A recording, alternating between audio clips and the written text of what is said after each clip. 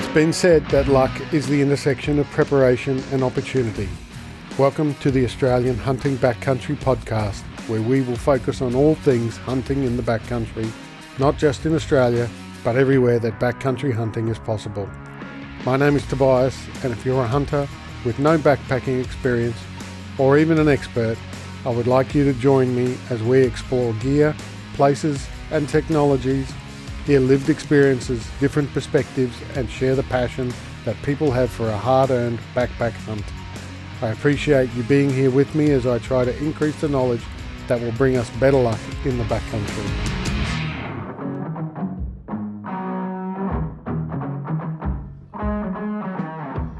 Welcome to this episode of Australian Hunting Backcountry. This is a Geardump. Jason from LiquidAntler and I do. We sit down together in the Australian Hunting Backcountry headquarters, also known as my living room, and go through our gear lists and what worked on the trip and what didn't work. During the first part, we didn't realise how long the recording was taking, and both Jason and I had commitments later that day that we had to rush off to.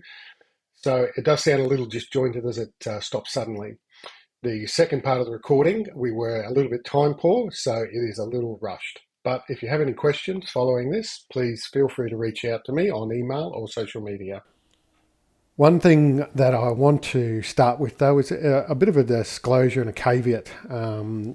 Whilst we are talking about particular brands and so forth here, we do recognise that not everybody has the financial capacity to buy the top-end expensive gear, and we don't want to discourage you from going out and giving the backpack hunting a go, thinking that you need to have all this super expensive gear. This is stuff that I've built up over many years, and I started out as well with some of the cheaper gear, different brands, and for whatever reason, I'm not criticising any of the other brands, but I've just settled upon these brands, and I haven't stopped here, by the way. I am going to make some changes, and there's a lot of nowadays. There's so many good brands out there, and there's been some vast improvements in technology from when I started all of this too. So really, why I might have selected certain brands was simply because that was the only thing available at the time, or the only thing that I could get in Australia. So I just want you to bear that in mind, that we do like these brands, but they're not going to suit everybody, and don't take us as being the experts at all in this, where I'm still learning. Every trip I'm learning, listening to people, talking to other people, I'm still learning, and even just in my conversations with Jason from his experience and the things that he had, I've learned things as well. Yeah, because our kit was quite different, really, for similar kind of experience and exposure to hunting. I suppose the only thing is, though, be prepared. Backpack hunting conditions can change, so you definitely don't need the most expensive gear, but make sure you have got the correct gear for the environment you're heading to. It could save your life potentially. Yeah. And everything with the gear too is a compromise. If you want more comfort, your compromise is you're going to need more weight. So you've got to draw your own line in the sand to work out where your comfort level is tolerable to, in terms of how much weight you're going to sacrifice. So you must have been pretty comfy then at 42 kgs. 37. Oh, sorry. 37. Come on. I don't think I would have made the walk if I was over 40. But look, in terms of disclosure as well to affiliates and that sort of things too, I personally don't have any affiliates with any of the brands that I've recommended. Through the podcast, I've met people and been offered products and that sort of thing. So I'll at that stage, I didn't have any affiliates with any brands. So all of my choices and discoveries were things that I'd learnt along the way. Just because people are offering me things in the future, though, that doesn't necessarily mean that I'm going to automatically recommend those either. Yeah, the same from me. I suppose with me, I'll be up front. Huntec do supply some of my hunting gear. However, saying that, I have used Huntec historically for a long time, and I find it great gear, so that's one disclosure. And I suppose for that trip, I was running lower boots that were supplied by Lower. However, once again, I had previously purchased a pair of Lower Rangers and loved them. So Those are the two main ones I suppose to be up at front about. Yeah. So that was, they were your, the first pair of lower boots you'd purchased yourself. Correct. And then the second pair were supplied by them. Had they not supplied them, would you have bought those boots again anyway? I would have. Yeah. So Yeah. that's what I mean. Like even though we might be supplied the gear, it's something that we would still recommend. So right, we're now back in Brisbane, Queensland, sitting in my living room. Again, I've got Jason from LiquidAntler here with me. And we're just going to do a bit of a breakdown of the gear that we took and some of the weights and some of the lessons that we've picked up from the gear that we took in. We did disclose our pack weights, but we'll go through those again just to give everybody an idea of the weight that we were carrying, so that I guess we can, in the next trip, aim to lower that weight. That's certainly my goal for the next trip. I was I guess in all fairness, I was carrying in a bit of extra gear just to test some things out. So I had probably two of things that I would normally only carry one, but then sometimes it's good to have two of things that are necessary, because in the backcountry, the old saying goes, one is none, two is one. So things that you rely on that are necessary, that are more than necessary, in fact essential, it's often better to carry two of those, and a little bit of weight penalty is worth the security. So Jason, I'll give you the chance to kick off, since you're the guest. Hey, thanks for that, Tobias. Well, yeah, I suppose it is just a good opportunity to give a rundown. I'm always interested to hear what gear other people are using, other hunters are using. So yeah, hopefully a few of the listeners find this interesting. So I suppose to start off, the weight of my pack at the start of the trip, so this is the start of the track, we're about to head off, was 32.5 kgs. So it's 32.5 kgs, that was with the rifle and scope attached to the pack at the time. So we have weighed that up this morning, and the rifle and scope was 4 kgs. So that brings my kind of pack weight to a total of 28.5 kgs for the start of our, 5-day trip into the Alpine High Country. So with that, I suppose we'll talk about packs to start off with. And I was running the Tatonka Bison 75 plus 10 pack. So I've used that for quite a few years now. And I did actually just weigh that this morning. And that pack came to a total of 3.2 kgs. So, yep, that's my go-to backpacking, my pack I use. But in saying that, which I did bring around this morning, I am going to be trying out this Tatonka modular system, which they have introduced recently. So that's kind of a modular system where you can move the 75 litre or 30 litre pack onto a frame, which I'll try out on my next trip. But yeah, like I said, for this trip, I was using the Tatonka Bison. And I was running the Stone Glacier Guide 7900 on this trip. It is a very big pack. It's the largest pack that Stone Glacier make that has the meat shelf on it. I think they do have a slightly larger one. I think it's an 8000, but that one doesn't have the load shelf. It has an integrated meat compartment in it. We were discussing before when you first got here, the reasoning that I go to a bigger pack rather than a smaller pack. And years ago, I used to run the smaller pack under the mindset that if you had less room, then you were going to take less, because the temptation was to fill the void with things that you didn't necessarily need. But what I learned over the years was that you just had to be more disciplined. You had to create a list, and you had to stick to the list. And I've heard John Barklow say, a what if weighs a lot. So the mindset of throwing something in just because, if this happens, then I'll need this, or if this happens, then I'll need that. And really, you've got to get in the habit of stripping it right back and thinking, okay, I'm just going to make do. If that breaks, I'm going to make do, or I've got this, or maybe the trip's over. Maybe we've got to hike out to the car and get something, or something like that. So you can't take gear for every possibility, but Having said that, I do like the extra space, particularly on cold weather hunts where you have a lot of puffy layers that take up room. And for me as well, I obviously have the podcast gear, and the intention was when I set up the podcast gear that it was going to be completely transportable so that we could do things like this and record a podcast in a remote location. So I've got a hard case there that goes in the bottom of the pack, and that obviously takes up quite a bit of airspace.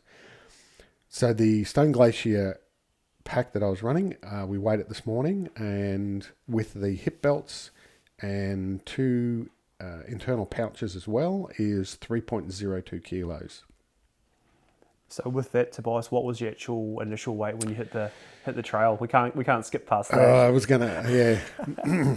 Okay, so the initial weight with the rifle attached to the pack and the podcast gear was 37 kilos. I think it was just under 37 kilos, but we'll call it nice around 37 kilos. And normally, like I said, I wouldn't be going in with that much weight. As I said, there was a couple of things I doubled up on just to test a bit of gear, and the podcast gear obviously added a few more kilos. So while we're on that point, I'll disclose the weight of the podcast gear. So in the case with a external battery pack as well, which I need to run this recording gear, it's 3.36 kilos. Okay. And the rifle I'm running is a Remington 700. It's been very customized, and it's sitting in a Proof Research carbon fiber stock, and that was, as soon as I can find it on my list, that was 4.2 kilos with a Stealthy Hunter scope cover and 3 rounds of ammunition. So that gets you down to around that 30 kg mark, I suppose, once you're pretty close to that, just under that 30 kg mark. Yeah, probably just under 30 kgs with taking into account the podcast gear and the rifle. Yeah. So even 30 kgs is probably a little bit heavier than what I'd like. I generally try to be around the 25. Sometimes particularly on colder weather hunts, it's a little bit difficult to get under 25. But I'm sure it's quite possible, but you have to sacrifice a bit of comfort as well to do that. So the other gear that we were, I guess, carrying and wearing would be the next thing to go to. Yeah, so I'll jump in, I suppose, with a bit of a rundown of what I was wearing as we're hiking in. So first of all, I was running the Lower Ranger GTX boots. So they're the wide kind of version that fits my foot. And this is the first time I've actually weighed these, and they were 1.9 kgs. So I was running the Rangers. As you've probably heard on the previous podcast, I did forget my gaiters. So usually I always run my Morocco 30 snake-proof gaiters in Australia.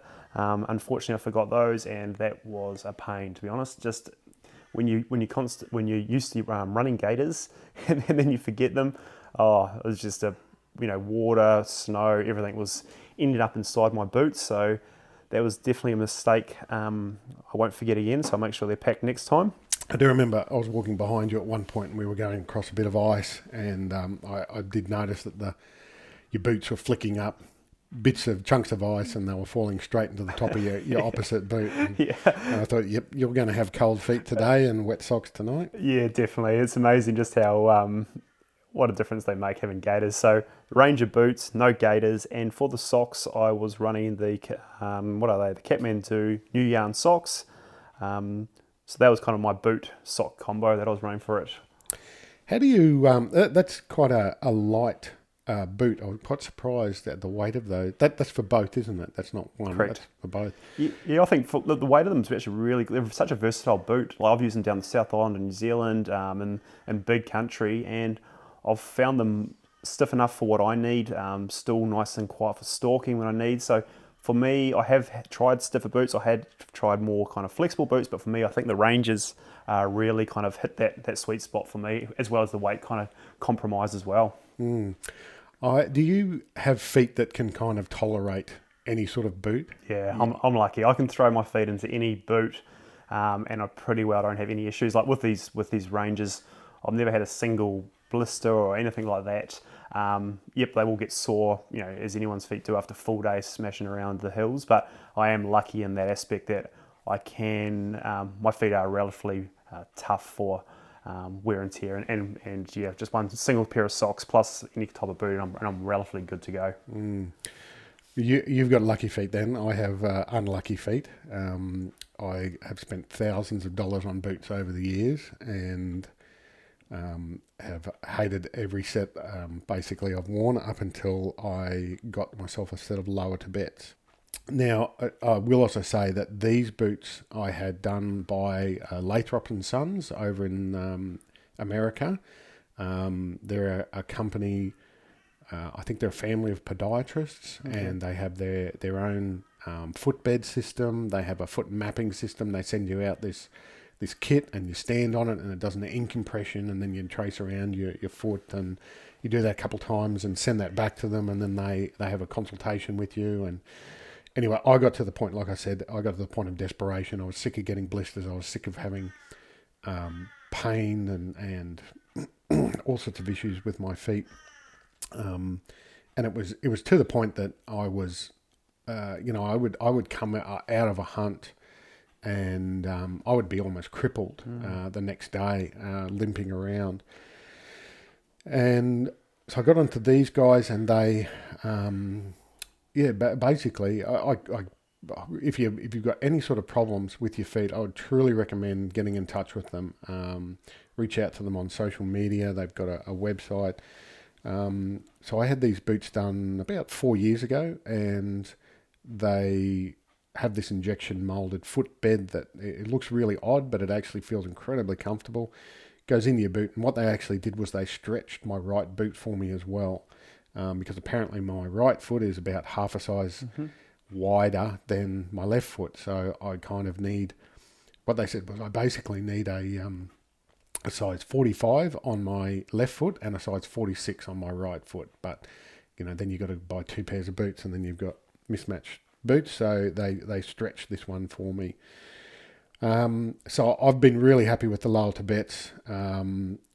They're starting to show their age now. This is probably the last year that I'll get out of them. So I might have to contact Lathrop again and talk about getting another set. But those boots there were 2.39 kilos that we weighed, and that's with the footbed in them as well. And it is a dense sort of silicone-y footbed, so it is a little bit heavier than a normal footbed.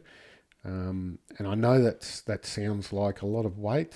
It's over a kilo on the end of each foot, which people will say that translates into about 10 kilos at your hips. But the benefit for me of having those, the comfort, the ability to hike all day in them, and after a good night rest, my feet are good to go again. Yeah, I think that's worth the wait. And how did you find your feet after that? I think we had about a 3-hour walk in on this trip with a 37 kg pack. How did your feet? Of course they're going to be sore or bits and pieces, but no blistering or anything like that. No blistering. I also run 2 pairs of socks too. So I have the Kathmandu New Yarn socks, and which I think, and I put you onto those because I think value for money, given what they are. Particularly when Kathmandu are always having sales, and it's their own brand, so they'll quite often have up to 40% off. So for $20-something for a pair of socks, I think they're excellent value for money.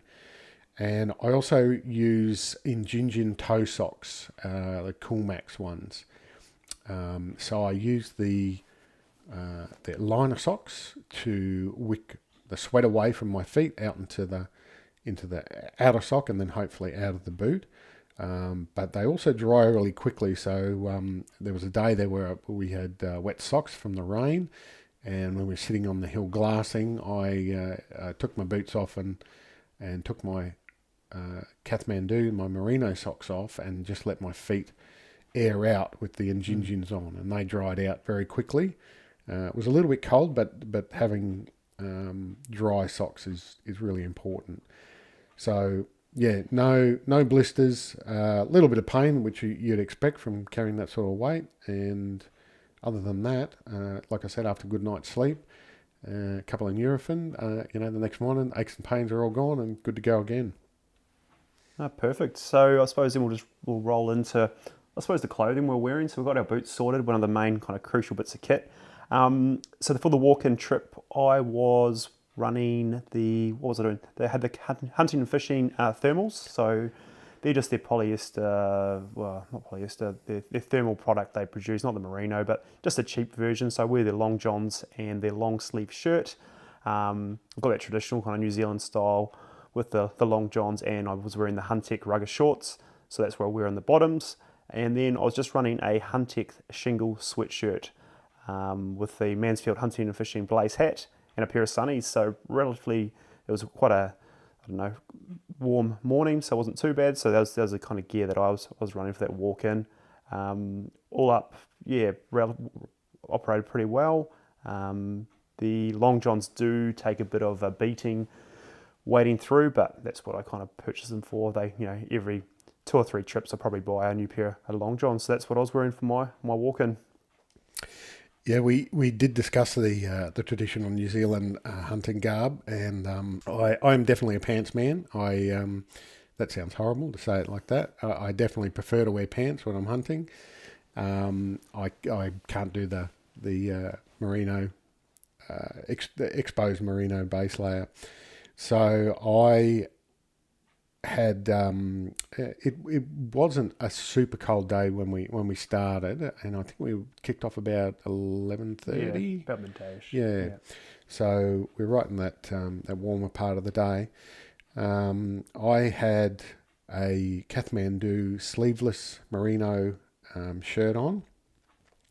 I just seem to prefer the sleeveless version. I've had other brands of t-shirts, merino t-shirts, and I just find with the merino, the seams tend to be quite bulky, and it becomes annoying under my arms.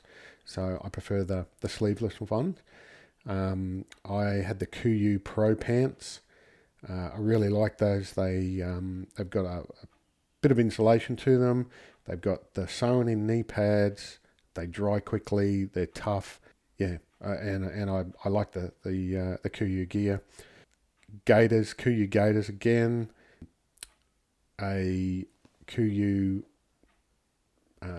Peloton shirt, a lightweight long sleeve shirt, and then I had a midweight Kuyu shirt to go over the top of that, and I sort of took that off and put it on as was needed as it got colder or I warmed up, and also was wearing a set of the fingerless ragwool gloves that I've spoken about before, that I got off Amazon.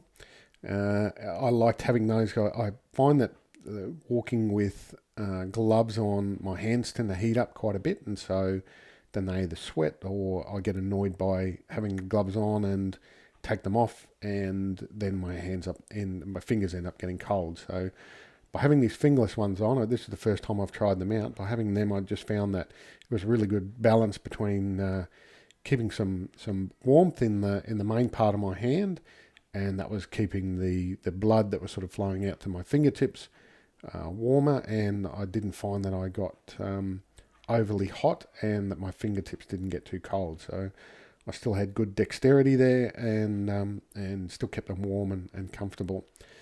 When we stopped, I did have some zip-off Kuyu merino long johns to put on. They're really convenient because you don't have to take your pants off. You just drop your gaiters, take your pants down, and you can zip them on or zip them off, and regulate your temperature that way. And then the cap, and I have I think it's a Ridgeline, and it's kind of a synthetic fleecy cap in blaze orange with the black brim. And I like that because it does help to keep your head warm with a little bit of insulation, but it's also blaze orange as well, and it's got a bit of camo pattern in it, so there's a bit of sort of black design there as well. And we did discuss wearing the blaze in Victoria, and our understanding is that it's not compulsory like it is in New South Wales with the G license in this public land there. but we still both thought it was a good idea to at least have a little bit of blaze orange showing. Yeah, definitely. And I always wear a hat when I'm hunting. I personally find just to reduce that sun glare definitely just improves just my visual kind of just, scanning for deer as we either hiking or hunting. So yeah, I personally always try to run a hat, even if I'm wearing a beanie at times, or even have the hat under the beanie, just to really reduce that glare from the sun as much as possible. Mm. One of the things that I've noticed too with the blaze orange caps that I always look for is the underside of the brim being blacked out or a different colour, not blaze orange, because I have seen, I've looked at mates across the other side of a gully, with the blaze orange on, and if the sun's in the right position, that the underside of that brim just reflects down onto their face, and then it just lights it up like a spotlight. And I've actually used them before, the cheaper versions of the blaze hats with, like I say, with the blaze underneath, and just the glare also from the sun reflecting off the blaze into your eyes is just terrible. It's not workable. Mm. And I also in these later years have had to wear glasses too, and I find that without that black brim, the glare again comes down onto your glasses, on the inside of your glasses, and it actually kind of throws a light flare onto the inside of your glasses. Mm-hmm. Other than those clothes, then what other clothes did you take in with you? Okay, so just to give you a bit of a breakdown of the other gear that I took in and why. So my main kind of wet weather gear I took was the Huntec Mackenzie anorak. I love this. This is just like a one-piece pullover. It was half zip in the centre with the anorak style.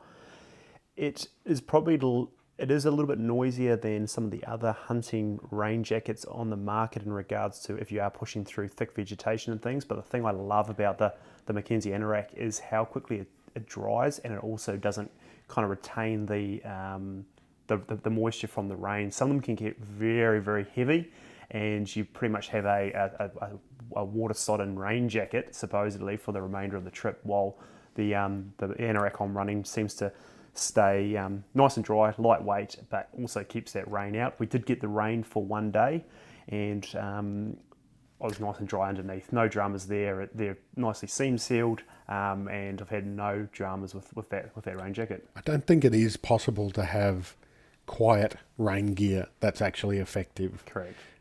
So I think that's kind of not really something that needs to be an expectation when you're buying rain gear, because the primary concern is obviously keeping you dry. And I know what you're saying with that rain gear that stays wet.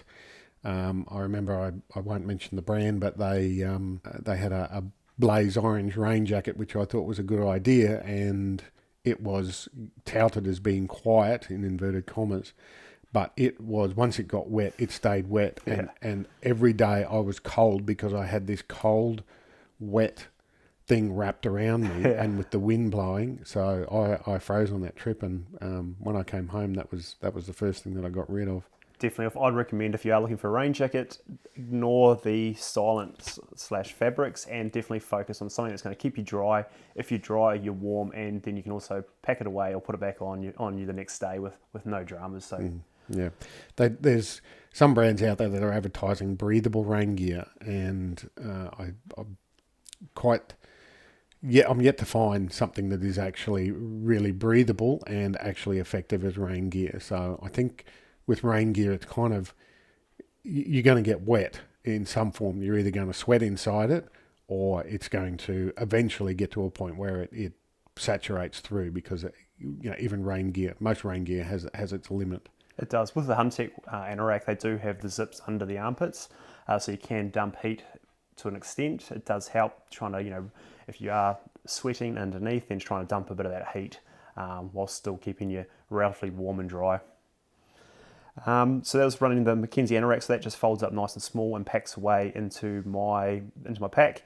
I always take a down jacket. I would just run a MacPack Halo down jacket. It's around 550 grams in weight. It's a relatively affordable down jacket. They do it on special with the MacPack sales. You can pick it up for between $100 and $120 range, which I find excellent. Then on top of that, what I try and do is I always have my hunting gear and my night or sleeping gear. So when I'm back at the tent or at the hut, I changed gear. So for this trip, I also had the Huntec trail jacket. This is once again just quite a lightweight polyester jacket, which has been great. A men's Glacier Tech long sleeve top. Once again, it's a lightweight fabric, and I'd put that on underneath my trail jacket when I'm back around the camp. And I always have a change of merino long johns and long sleeve top. Once again, you get back to that tent, you're cold, you're wet, you can change into some warm merino gear with a change of clothes, and it just makes such a difference to be try to keep warm around camp. Additional things I also brought with me were 3 extra pairs of socks. I always like to have spare socks on me. I try to stick with one sock during the hunt. However, if they do get extremely wet, I will change halfway during the trip. But I always have dry socks for sleeping at night. Saying that, I did have issues with keeping my feet warm during this trip. It did get extremely cold, so I will be looking at what options I can for have a bit more or an improvement in the insulated sock, because I was just running the Kathmandu New Yarn socks. I had 3 pairs of those, and then just one woolen sock. The woolen socks, were they the ones that ended up replacing the gloves? Correct. We'll get to the gloves shortly, but yes, they came in very handy as a replacement pair of gloves when the gloves weren't really doing what they were supposed to do. And then in addition to that, I also have 2 beanies. I run a First Light Merino, which has like a built-in peak on it, which I find good for, once again, reducing that glare when I need to. And I had a Bush Edge 100% Merino beanie, which was kind of my go-to. That was always on my head during the majority of the trip. Gloves. I've already talked about it, but I'll quickly go through it again. I was running the Bush Edge 100% Merino gloves. They were nice, basic, very affordable. I think they're about $18, but worked well. Had no dramas with those. But then we get to the sealskin waterproof all-weather sport glove. And that's where I did have a few issues. I talked about it on a previous podcast, but yeah, biggest one there was they say they are 100% waterproof, windproof, and will keep your hands insulated to a certain extent. However, my experience was quite negative. I found them, they just weren't keeping my hands warm enough. Even with my merino ones inside, it felt like once I put those sealskins on, I don't know what was the problem, if they were slightly damp but I ended up getting rid of them for the majority of the trip, and honestly just running some wool socks over my hands at times. So bit of a disappointment really when you pay that money. And I was recommended by quite a few people about those sealskin gloves, but never mind, I'll keep looking and see what else I can find. Yeah, I've seen other people wearing them on their videos, so it was... And sealskin's obviously got a good name, so it was interesting to hear your experience. Some things work for some people, those just for me didn't personally work. So back to the drawing board, and I've already been looking at different options. So let's see what else I can find. Yeah. But yeah, I keep my clothing relatively straightforward. That was pretty much all the gear I took. Overall, I was relatively warm and dry. We were in some pretty tough conditions, but that kind of gear that I just outlined kept me, warm enough to hunt and sleep as well. So I haven't actually I didn't actually weigh all this gear, but yeah, that was kind of a rundown of what I was running. Other than the sealskin gloves not coming up to spec, what gloves are you looking at? To be honest, I was just looking at, it's just what popped up on my page, but there's just some Kathmandu ones, so like a mitten style. The biggest time I find that my hands get cold is when we're glassing. So you're spending those long hours glassing away, and just doing a bit of research, the mittens are definitely the way to try and improve the insulation of your hands. So I may look at a mitten style. Still run my merino wool ones for general hiking and bits and pieces, but it's more when you're stationary at that spot glassing for hours that you want to try and keep those hands as warm. So I think I'll go for a bit of a mitten style. Yeah, that is the hardest. I think your fingertips are probably the hardest part of your body to try and keep warm.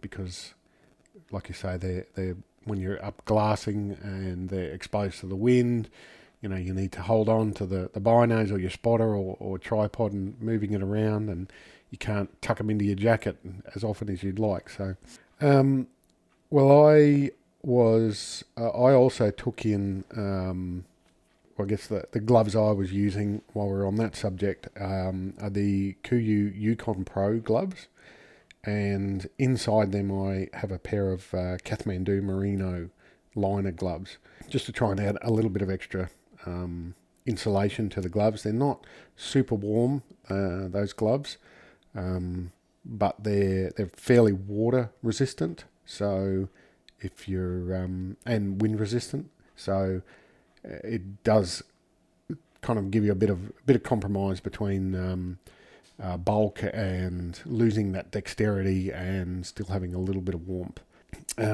The rainwear that I had is, now I use a rain jacket and rain pants, and the reason I use rain pants as well is it's often easier to sit out a rainstorm if you can just tuck yourself into a tree, underneath a tree, and just let the rain come and hit your clothing, and then when it's gone, you can get up, take it off, and then keep walking. And I found that the rain pants, these ones have got zippers up the side. I think they're Outdoor Research. I got them on sale. REI, I think, had them on sale a while ago, and they're Gore-Tex, so they're really good.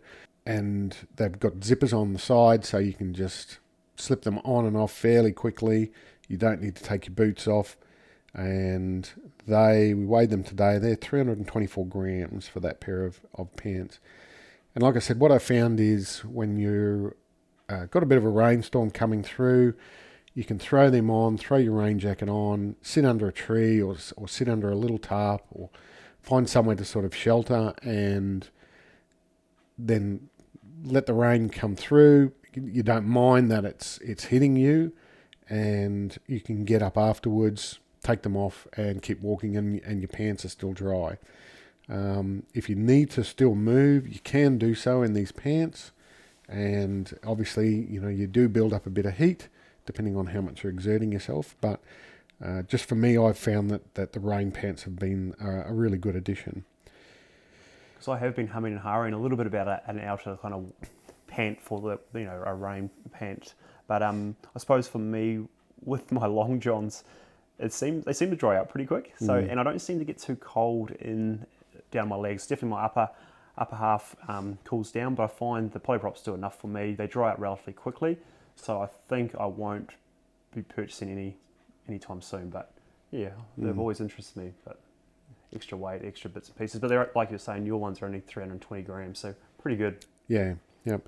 And obviously the advantage too is that I also use puffy pants, which I'll talk about in a minute. So if you're sitting in the glass somewhere, you can throw your puffy pants on and then throw your rain pants on over the top, and it just gives you that extra layer of insulation from the wind.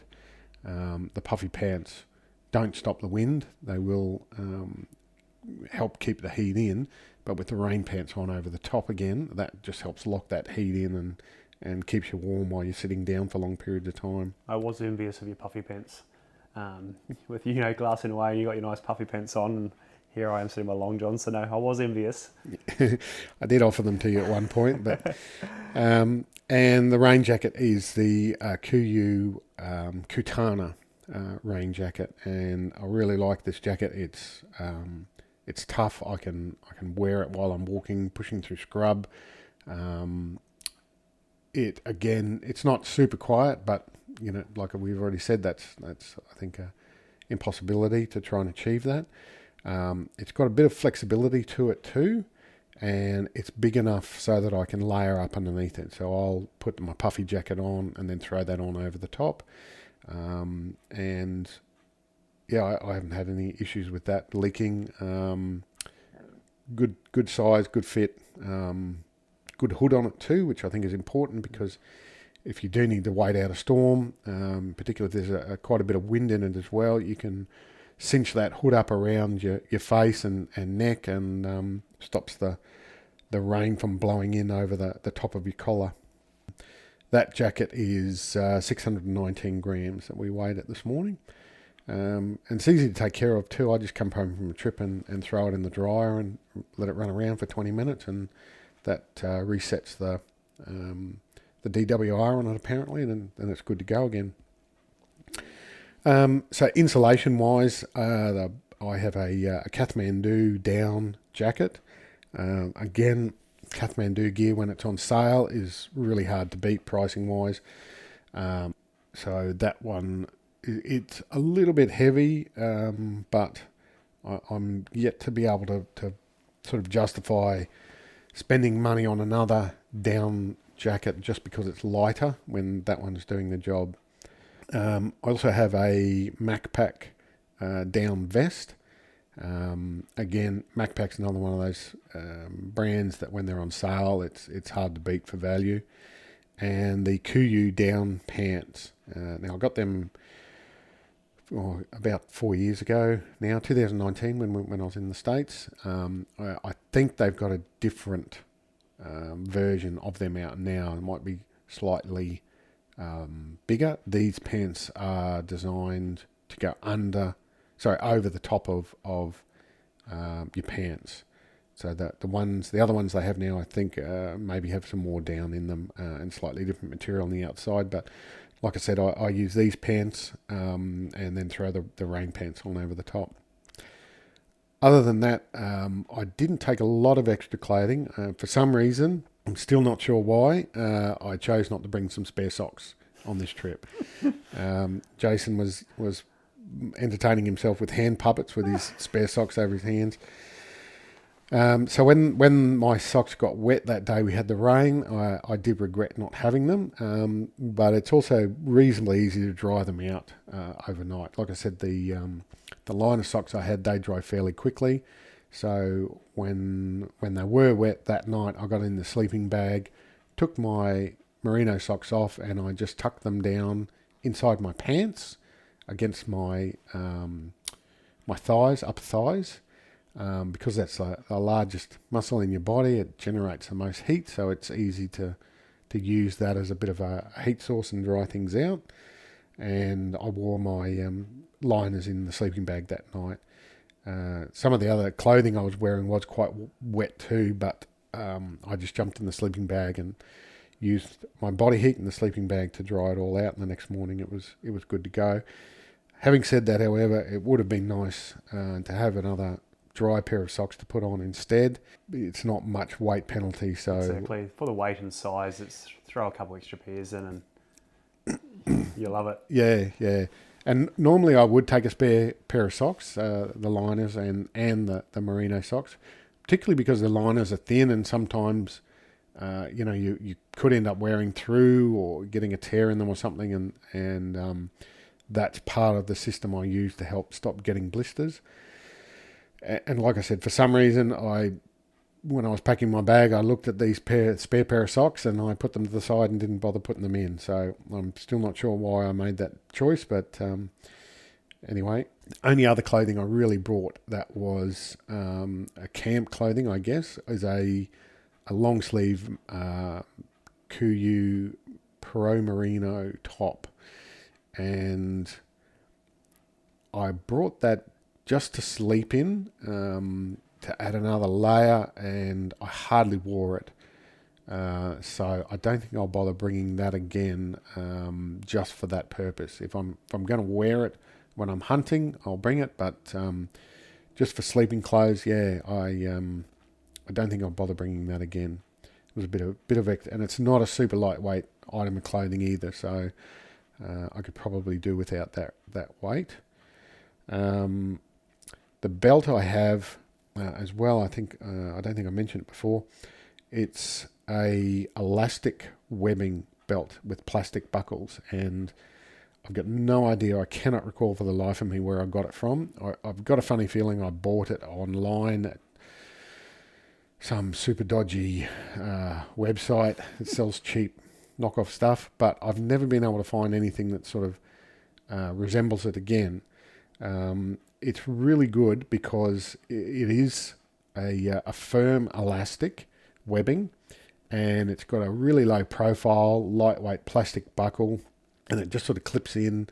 There's no, it's not a buckle like a side release buckle that you have to squeeze. It just it's got a bit of a solid block hook on it, and it just clips into a hole on the other side.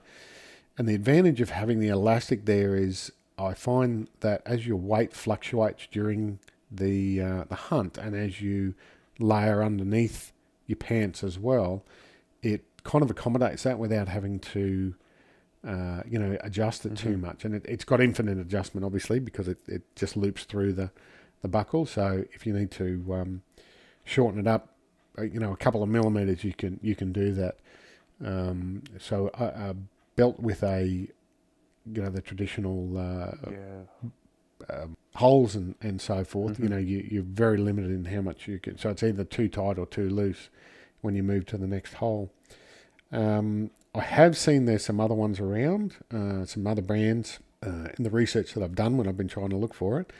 I haven't bothered trying them, but that's definitely a recommendation of mine, is to try and get an elastic belt, because as the hunt goes on, you tend to lose weight as you become dehydrated, and obviously lose a bit of weight from all the exercise, and it just stops that drama that you have with belts that are not as adjustable. And being low profile as well, when you're wearing a pack, it doesn't interfere with that at all. Some of the other belts I've tried, the buckle was too big. When you'd bend over, it'd sort of pinch you or push in, or it was uncomfortable in some other way. So now, super important piece of gear, the Crocs. Oh, yeah, I actually forgot about that. Yes. So Yeah. we're both running Crocs, different. I think I was just running the traditional Croc all-terrains. Just recently purchased them. To be honest, for this trip, I didn't really use them. I usually use them around, camp around the tent and things. I maybe used them a couple times, but in all honesty, they could have stayed back at home. But they're relatively lightweight. I think you weighed yours. I didn't get a chance to weigh my ones, but yeah, it is nice just to be able to throw some other shoes on, get out of the boots when you are around camp. But yeah, in hindsight, we didn't use them a lot on this trip.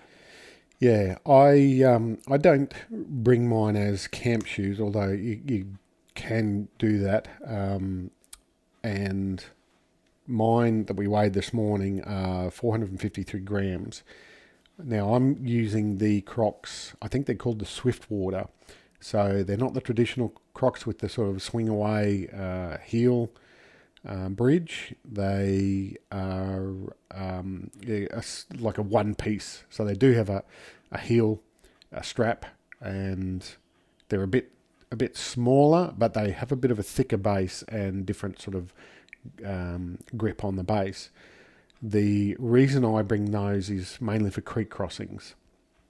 I try to keep my boots as dry as I can for as long as I can, and so I don't like wearing boots on creek crossings, but I've tried doing it in bare feet. I've tried, those like aqua boots. Aqua boots, yeah. I've tried those with the really thin soles, and it is painful trying to cross a creek over rocks, sticks, logs, things that you can't see.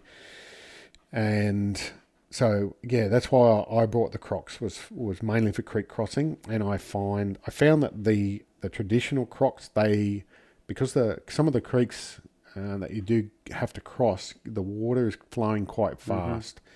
And I just found that I was always scared the Crocs were going to come off my feet, were going to get washed away. So that's why I went for these Swiftwater ones. They are a lot tighter on your feet. They do hold on more securely. In fact, I think they're sort of designed for fly fishing and standing in flowing water. And I've never, every time I've had to do a creek crossing with them, I've never had an issue feeling like they were going to be washed off my feet. And the the sole's thick enough that it's comfortable when you're walking over rocks. You're not getting stone bruising. You can still feel your way with your feet. You've still got enough sort of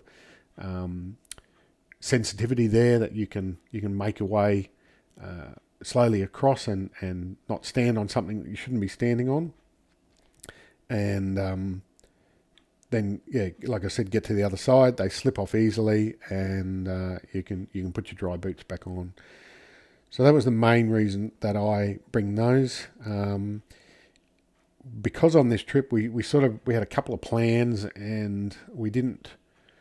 We weren't 100% sure where we were going, so we kind of wanted to have a bit of a backup. We had a couple of backup plans in place, and some of those backup plans could have involved doing some creek crossings. So that's why I wanted to bring those along.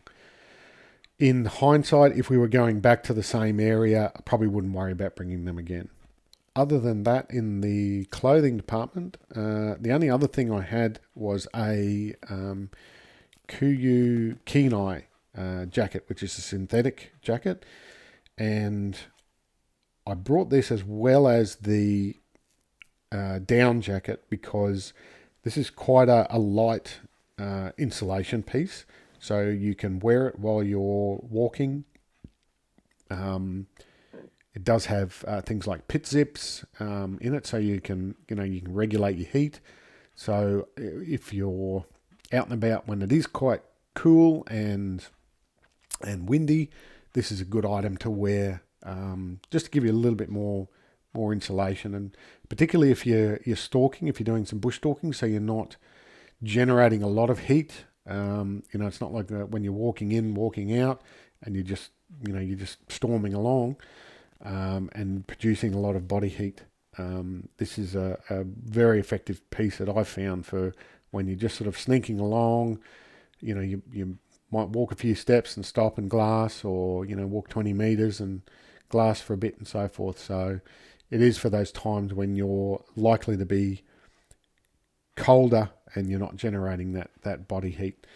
You did ask me whether it was worth bringing that as well as the down.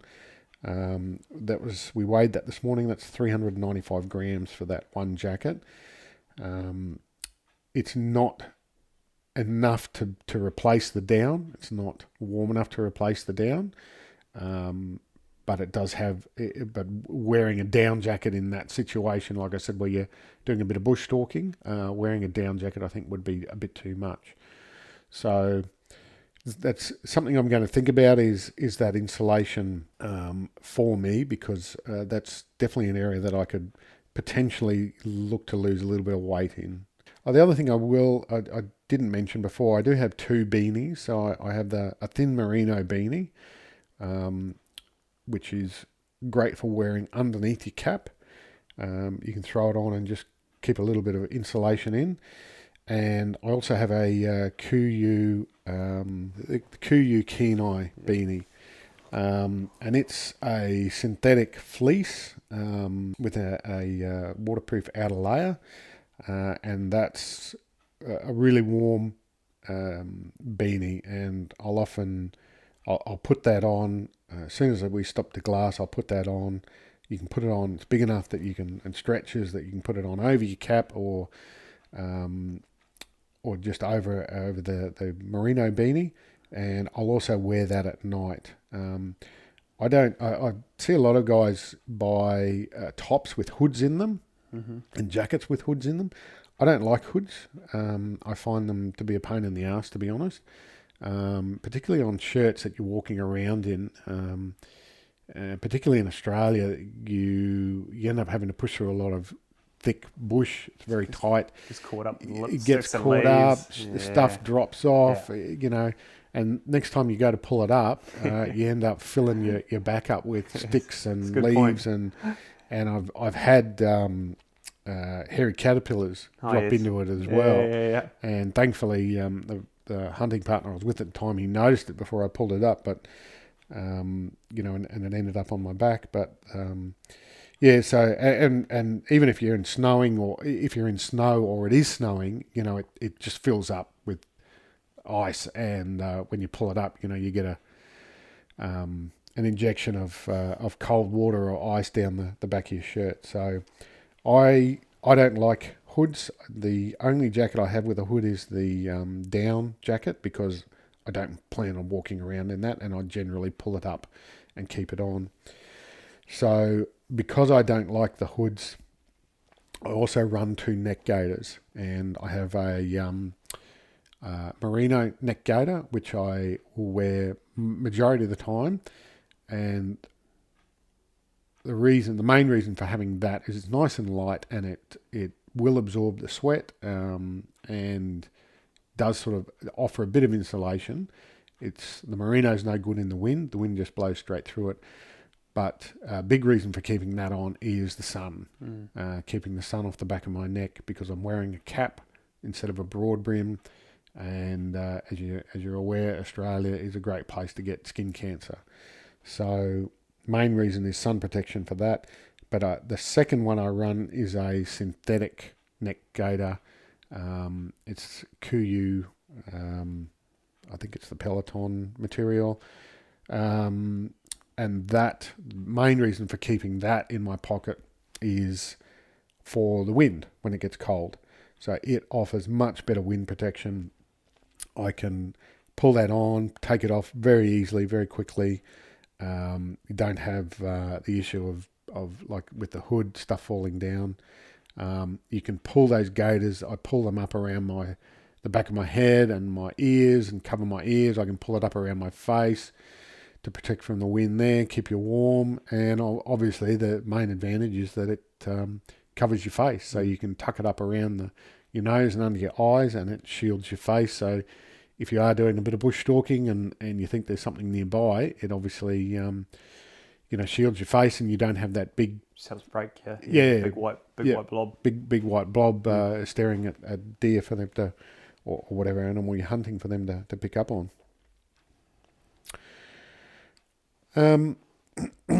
So other than the gear that we were walking in with, other than the clothing we were walking in with, the other gear that we were walking in with, that I carry is a set of walking poles. So I use the Black Diamond, I think they're Ergo Cork. I'm not sure if they make them anymore. I haven't seen them around. I've had them for years. They're aluminium. They have the clip lock stays on them. They're not a twist lock. I've had twist locks, and generally I haven't liked them because they've failed, and particularly as they get older and that friction point sort of starts to wear. Just haven't trusted them as much. So found these were recommended to me by the guys down at Hunt Shop in Albury, which is a great shop. And I think I mentioned to you, I was hoping to, on the way back from the trip, to stop in there, but we ended up going a different direction, didn't go through Albury. But yeah, Hunt Shop in Albury, great shop, good people, genuine advice there. They won't try and sell you something just because they've got it in stock. And as I said, I've had those for a number of years. I've taken them on every trip ever since I got them. And I've leaned on them so heavily at times I thought for sure I was going to break them, and I haven't yet. So highly recommend. And I carry 2 of them, particularly on the backpack hunts. If it's just day hunting, I'll generally only carry 1.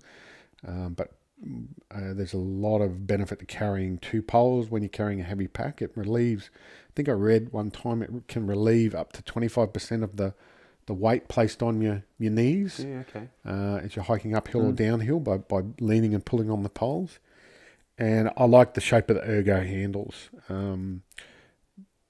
Other ones that I've tried with shaped grips and finger grooves and so forth, I just found that I didn't hold them the way that they were intended to be held. It just wasn't comfortable, and ended up causing blisters on some of my fingers. So I know you didn't have a pole on this trip because you broke it or lost it in New Zealand. But the other thing I was carrying, which you liked, was the mountain stick. And this is a carbon fibre It's a bit of a hybrid between a walking stick and a ice axe type thing. And the walking poles were 510 grams. We weighed them this morning, and the mountain stick was 654 grams. So I generally would walk in with the walking poles and leave them in camp, and then I would hunt every day with the mountain stick. I love the mountain stick. Just I think we mentioned in the last podcast, but the versatility of that, the stick is amazing. I think as soon as we got out, I actually looked them up, and it's definitely going to be on my purchase list. I see they have come up with, I think, a version 4.1 at the moment, so they have made some changes since the version that you've got there, Tobias. But what a cool piece of kit. I was using it as a walking stick for the majority of the trip, and it's just, I loved it. It was a go-to piece of kit, nice and lightweight, but nice and strong. And like you say, you never know what kind of conditions you might get in that you need that. Not so much in Australia to an extent, but still nice just having that ice axe feature in the unit. So it's definitely going to be one of my purchases I will make shortly. Yeah, like I said, I was carrying. I probably wouldn't on this trip normally carry both. I would either carry one or the other, or maybe lose a walking stick and carry the mountain stick in one hand and the walking pole in the other. But it was more sort of testing it, running it, seeing what I liked about it, what I didn't like. Yeah, that's potentially one thing I could leave behind to save a bit of weight on a similar trip again. So what would you leave? Would you leave one walking stick and take the mountain stick, or leave the mountain stick, or what do you think you'd do? Yeah, good question. Or take all three still? Yeah. It's honestly, it's hard not to. It's hard not to want to take all three. Yeah. I really like walking in with both sticks, yeah. And like on the walk out, we put down a few Ks fairly quickly. Mm-hmm. We sort of weren't mucking around. We were talking about doing a bit of glassing on the way out, but the fog rolled in, and so we just went, oh, well, bugger it. Let's get out of here. Yeah, let's just get out of here. So having both of those poles, it really helped. I mean, I'm not as young as you, and you certainly had a lot more fitness, mountain fitness, than I did. I wasn't able to train as much as I wanted to before this trip to get myself in shape. You'd obviously had all that month in New Zealand, so you had a bit of residual fitness from that. I think I remember at one point we stopped at that hut, and I dumped the pack, and I'm sitting there puffing and panting, and you're, sitting there. And I said, you could at least pretend to be puffed and breathing heavy, to make me feel better. So yeah, for me, as my body ages and things start to wear out, I think it's hard not to justify bringing both. I don't know. I'll think about that. I guess we'll find out on the next trip whether I bring all three or not. I'll definitely borrow that mountain stick off you if I haven't purchased one by then. Let's say that. Yeah. Yeah, and like you said, they are. He has made a few changes to it. I don't know whether I'd classify them as improvements. Actually, he's made some changes, but I've been pretty happy with that mountain stick, and I did look at the new one that he's running after the trip, like you mentioned, and for me, I'm just not sure whether I would. I can't justify buying a new one just simply because of the changes he's made. I'm so happy with the original one. So other than those, the other bits and pieces that I had on the pack that I was running, I use a Rhino 650 GPS. I also had an InReach, but I'll come back to that. I like having the GPS function on the Rhino, and the Rhino is also a two-way radio. A group of us years ago all bought one each so that we could use that as communication. It is supposed to have a 5-watt radio on it, but in all honesty, it's not a great radio and it's not a great GPS. It does both, but it doesn't do either one really well. So if you were looking for a GPS and you didn't necessarily need the radio, I'd probably recommend looking at something different than the Rhino. They do have a 750 out now, and I know they've made some improvements on it, and it's about the same. I don't think you're going to get anything lighter as far as GPSs go. It's got a reasonably big screen on it, so yeah. I haven't done a lot of research. I haven't bothered looking into any other options on that because I've been happy with that, and I did run it the whole time on this trip, so that we could log our kilometres, just out of interest. Normally I wouldn't do that. Normally I would just try and conserve the battery, and only turn it on sort of when I needed to mark a point or find my way to something, to a waypoint. That just hang on the pack, so that it could log the trip the whole way. In the pockets as well, I had a Leatherman multi-tool. This is one of the original multi-tools they brought out. It was given to me as a gift many years ago, so there are lighter options out there. That one weighs 148 grams. I'm happy to carry that because of the nostalgia attached to it. The Rhino 650 weighs 341 grams. I also had 3 spare rounds in the belt pouch. They weigh 120 grams for all 3. And my hearing protection as well. So I use Axel. I think it's called the Ghost Strike. They're electronic earplugs.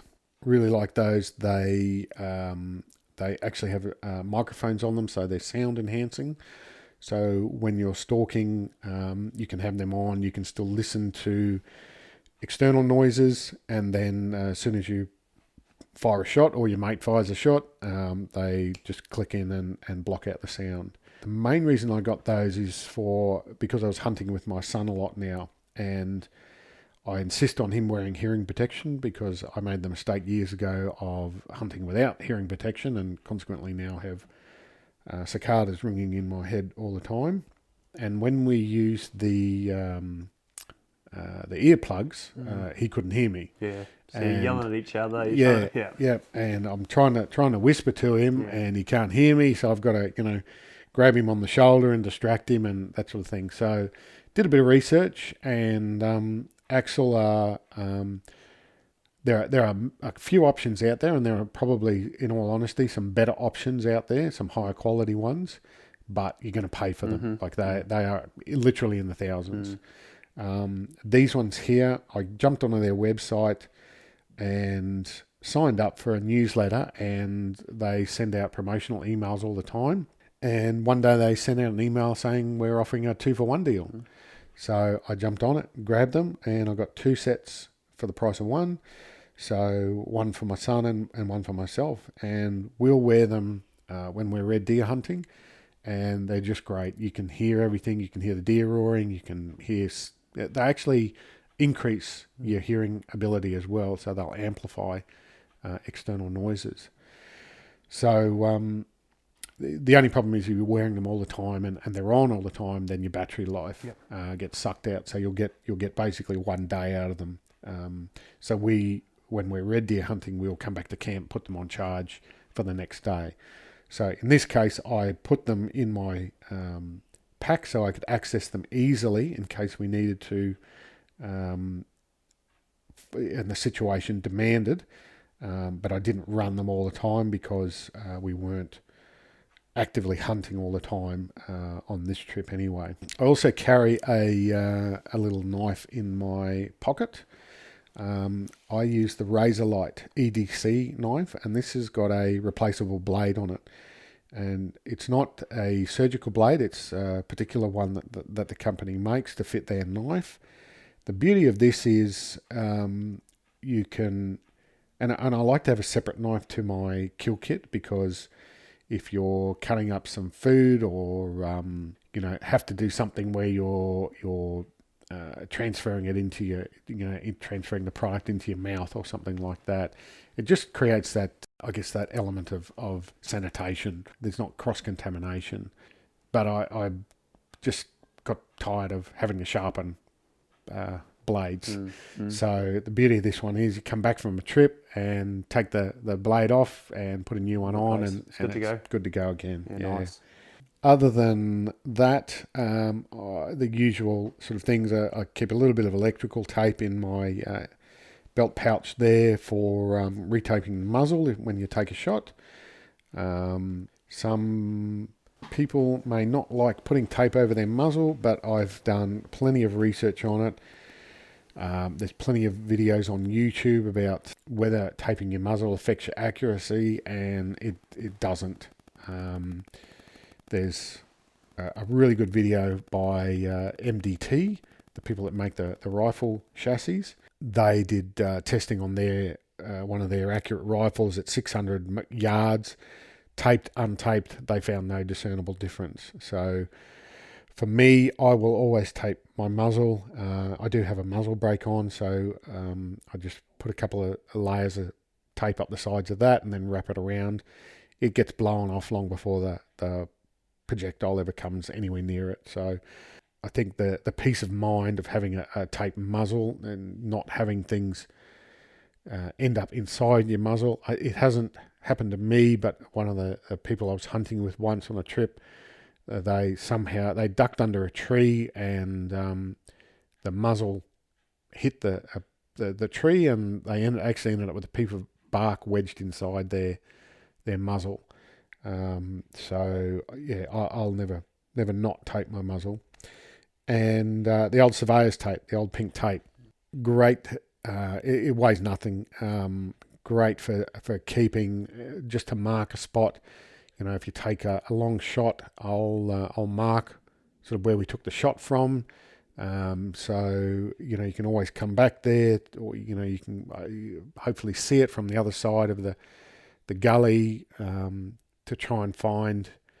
You know, if you've got to try and find a blood trail where to start from, you know, you can always sight back and find where you shot from, and it helps to locate that.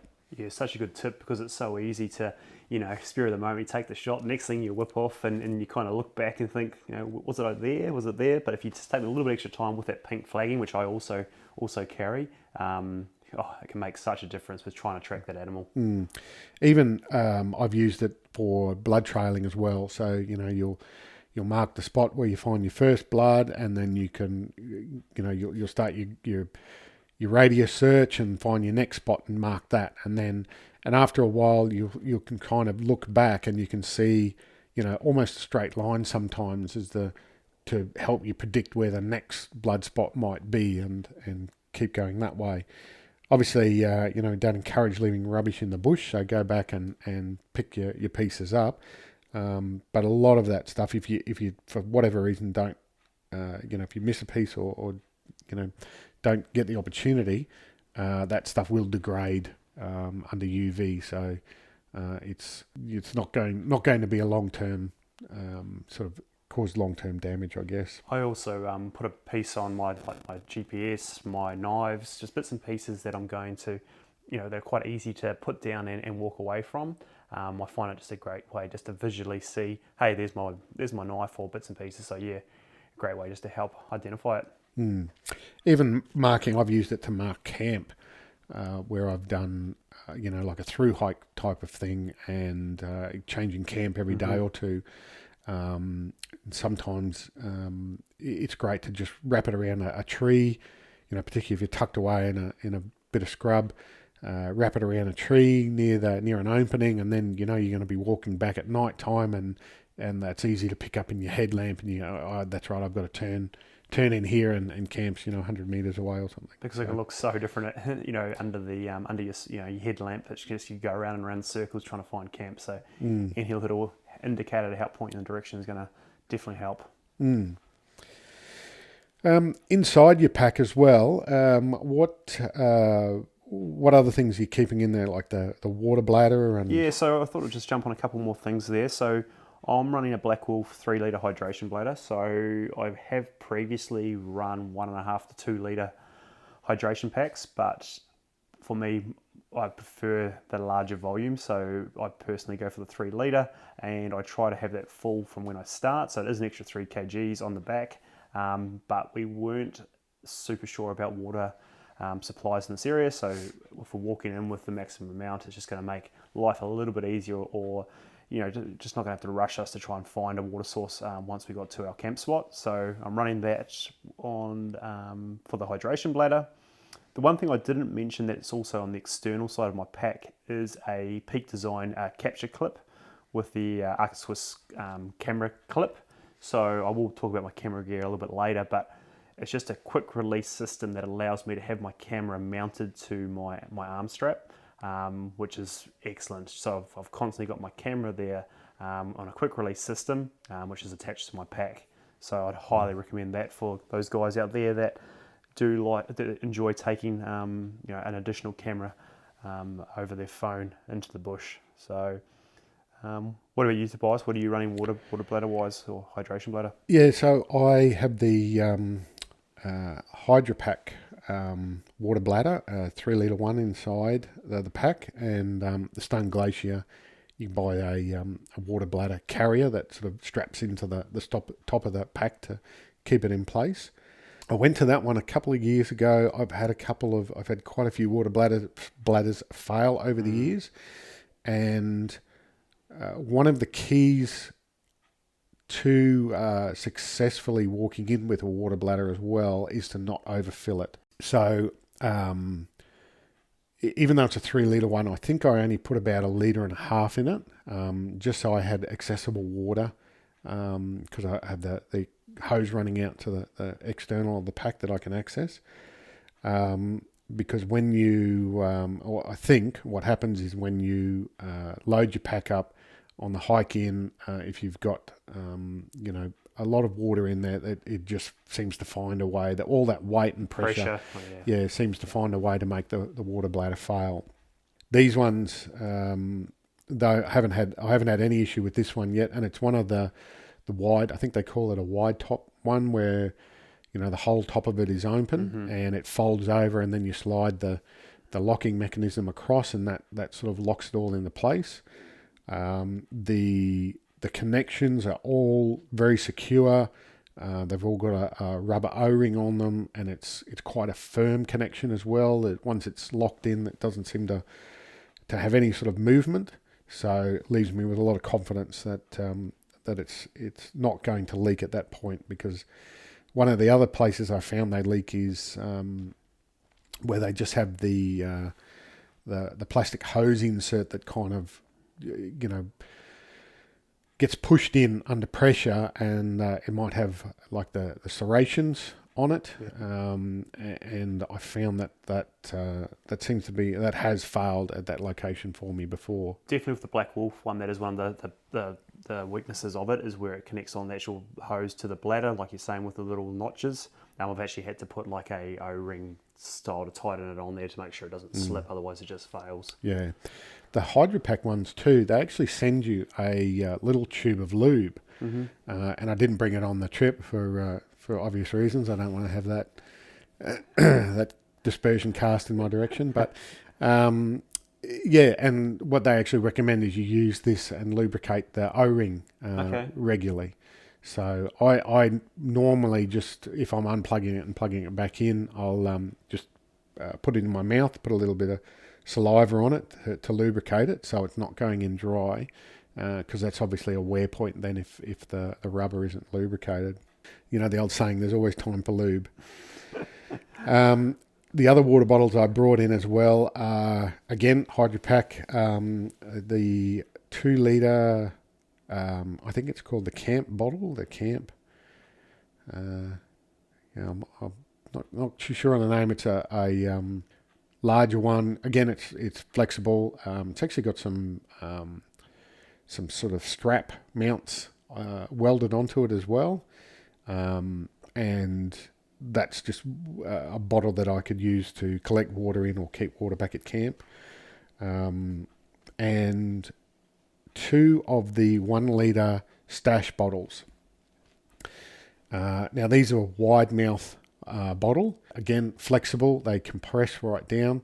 And why I went to these and like these, as opposed to the Nalgene, I used to use Nalgenes years ago, My only problem with the Nalgene is when it's empty, you then have this plastic bottle in your bag that's just taking up space.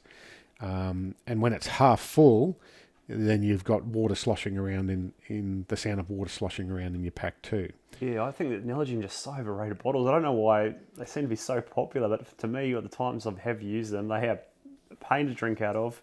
They slosh around, or they're empty and cumbersome. So for me, I've got no time for them. Yeah, I do know they're indestructible and they won't leak. Yeah. So that they are advantages with the Nalgenes. But yeah, for me, in this situation anyway, I just didn't want to take them anymore. Didn't want to carry them. So I actually stumbled across the HydraPak stash years ago, and I got the 1 litre ones because with the SteriPen, you can only treat up to 1 litre of water.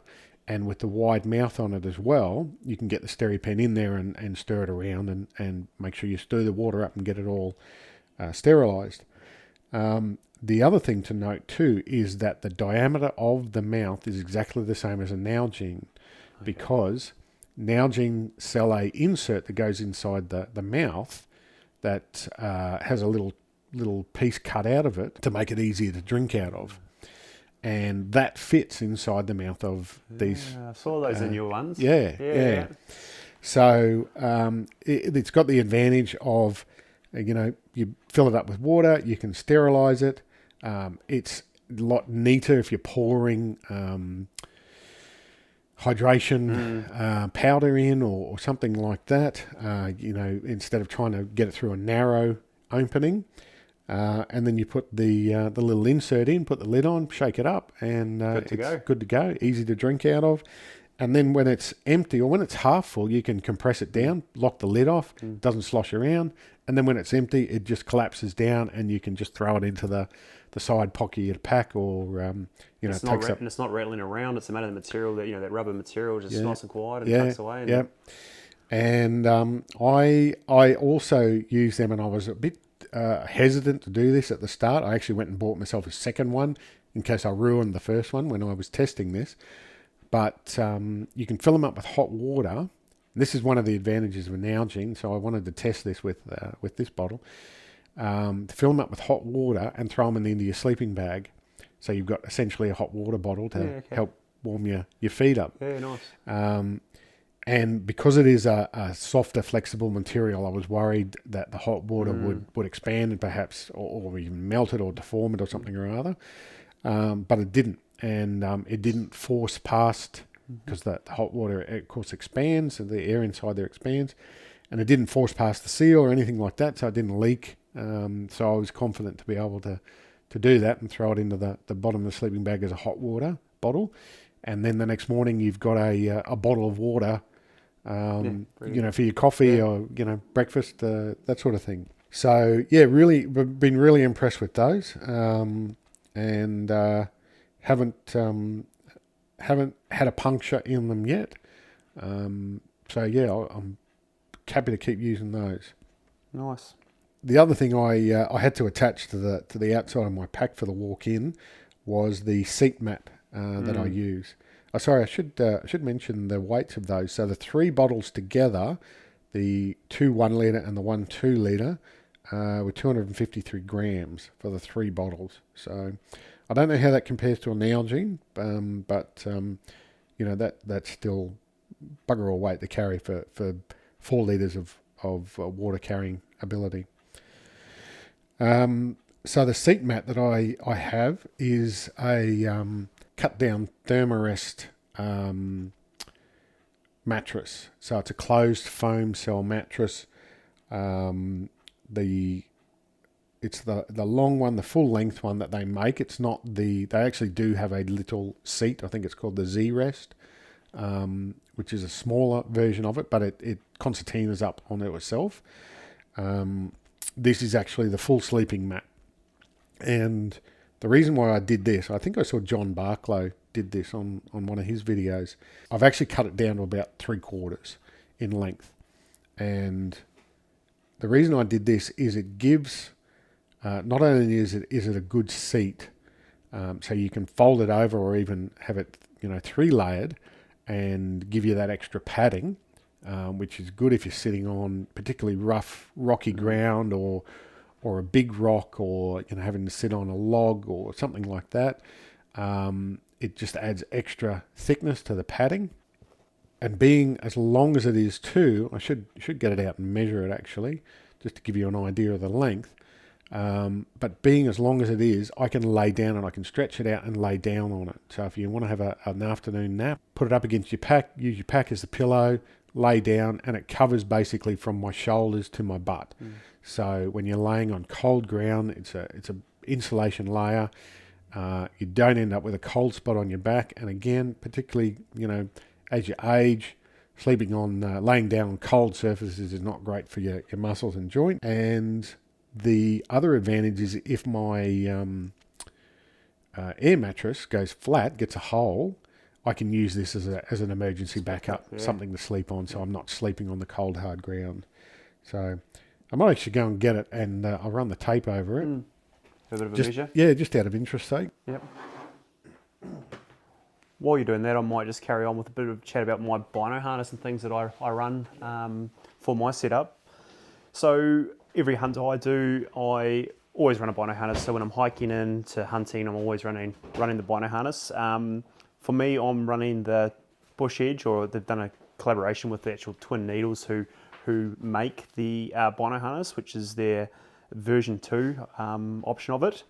And I love it. It's super durable, super comfy, and probably one of my main bits of kit that I'd recommend to someone. If you haven't tried a good quality bino harness, then I'd definitely recommend giving one a go. It's just a comfort and ease of having your binos, plus a few other items tucked away there in the bino harness, has been just excellent. So I run the Twin Needle bino harness with the Minox 8.5 by 43 mil binos. Once again, I've had those for years. Good quality glass and relatively just a good all-round set of binoculars that I use. In addition to the binos, I also have a Hunter's Element bino pouch that just attaches to one of the straps there for the bino harness, and that and in there I run a Sig Sauer Kilo 1800 rangefinder. That rangefinder does run with my scope, so it's one of those Bluetooth, you dial your animal and it'll actually range through the scope. And then the only other item I do run in my rangefinder is a knife, and I'm just running the Dog and Gun branded R&N blade, which is their helium model, so super lightweight. It has the paracord on the handle, and that always lives in my bino harness. So pretty much if I need to drop my pack, and finally I also run my phone, so phone for navigation. That always lives inside my bino harness as well. So I can drop my pack relatively quickly, and with that bino harness on, I've pretty much got everything I need to bone out a deer. I've got navigation. So yeah, that's the kind of go-to I go with my bino harness. How'd you go with your length there, Tobias? Yeah, so it's just over a metre, about a metre. Sorry, I'm not. I work in millimetres. It's 1,050 millimetres, and the weight that we've got was 198 grams. Okay. So 200 grams for really versatile. A bit of equipment. I have heard other people talk about using their mat to sort of signal people from long distance. So it's silver on one side and sort of coyote colour on the other. Yeah. Whether you'd be able to see that from a distance or not, I don't know. But I don't go on any hunts without it now, regardless of whether it's a day hunt or backpack trip. And the other part of it that I cut off, I actually gave to my son. Oh, nice.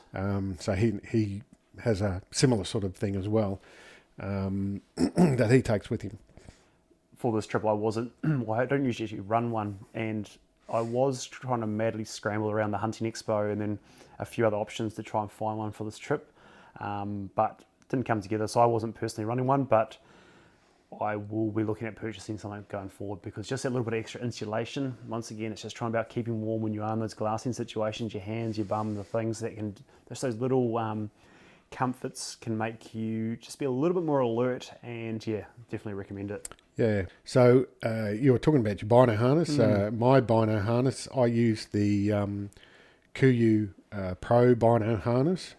I have a little flip out pouch on it as well, and I also use their bear spray holder. Now, I don't need it for bear spray. I use that pouch to carry my glasses case in, so it's just the right size actually for the case that my glasses needs to go in.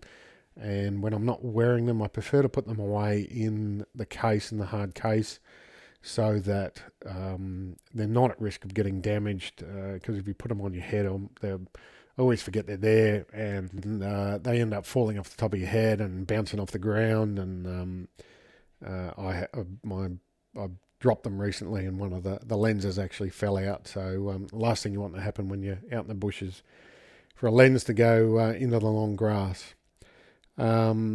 So my binoculars, I'm running the Leica range-finding binos. I went away from carrying a separate rangefinder years ago. I just found the having the integrated rangefinder in the binoculars so much easier, so much more convenient. It's when you're looking at something, looking at an animal or an object, trying to get an idea of a range, and then you've got they're 10 power binoculars, and then you've got to pick up your rangefinder, which is, might only be 4 power. It looks different, and the time it takes to find where you were looking at can sometimes make all the difference.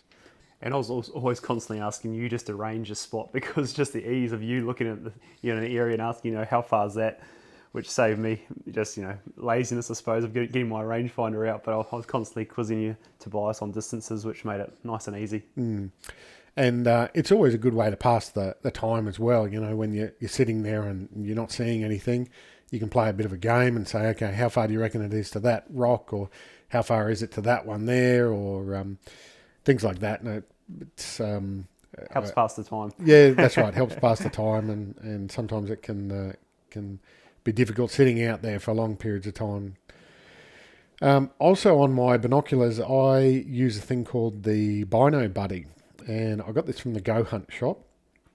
And this is a neoprene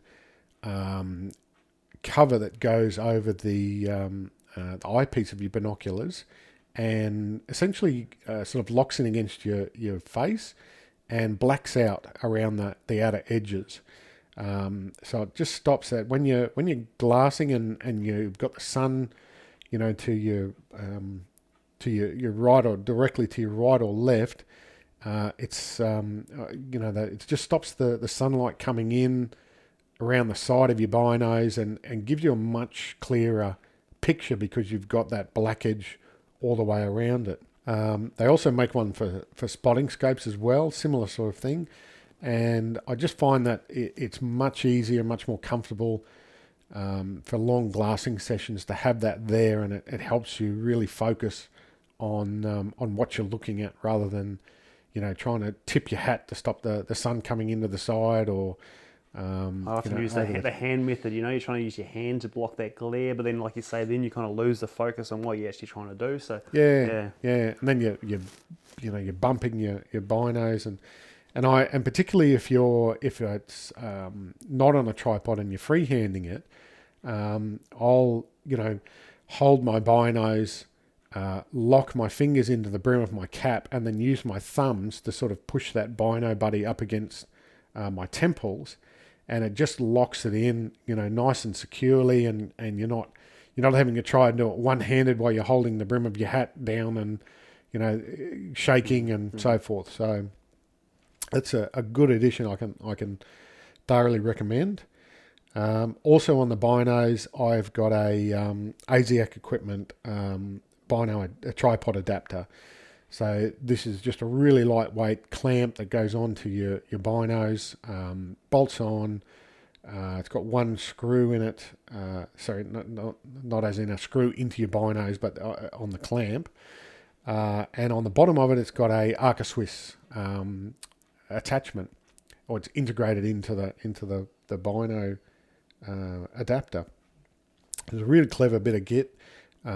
Lightweight, very low profile. It doesn't hardly at all affects the binos coming in and out of the bino harness. Made in Alaska. I think he 3D prints them.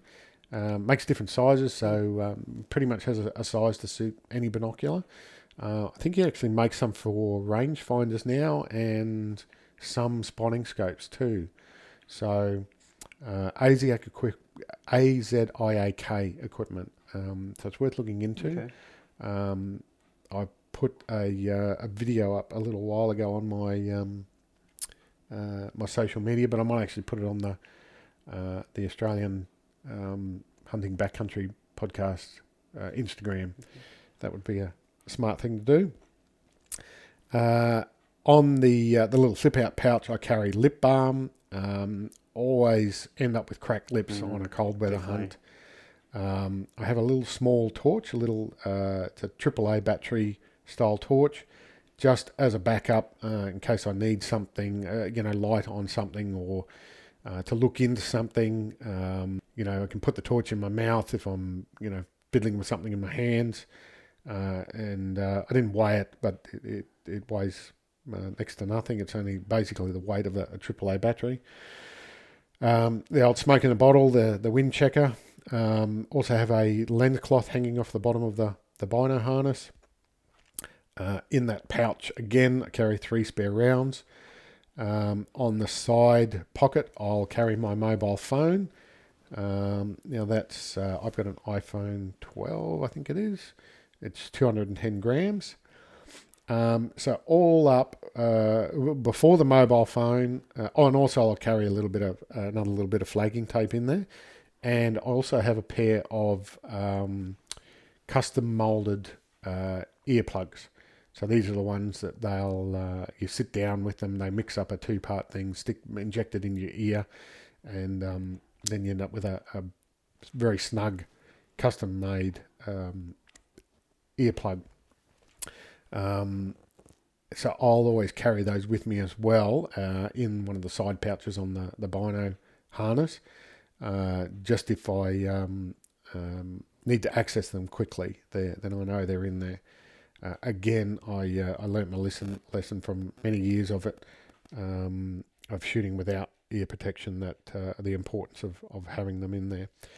So the bino harness with all that, without the mobile phone, weighs 1.73 kilos.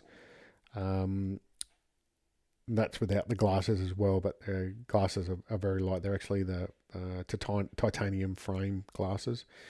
The mobile phone's 210 grams on top of that. I was also carrying an InReach, which I was mucking around with moving it in different places. I have, again, it comes from AZIAK equipment. They make a little mounting adapter for some of the Garmin products. So the InReach, now this is the first InReach. It's not the Mini 2. That weighs 109 grams. So I was moving it sort of between the bino harness and different locations on my pack, just trying out different locations for the adapter. As opposed to using the carabiner and the strap, because then I didn't. One thing about that, I didn't like it flopping around.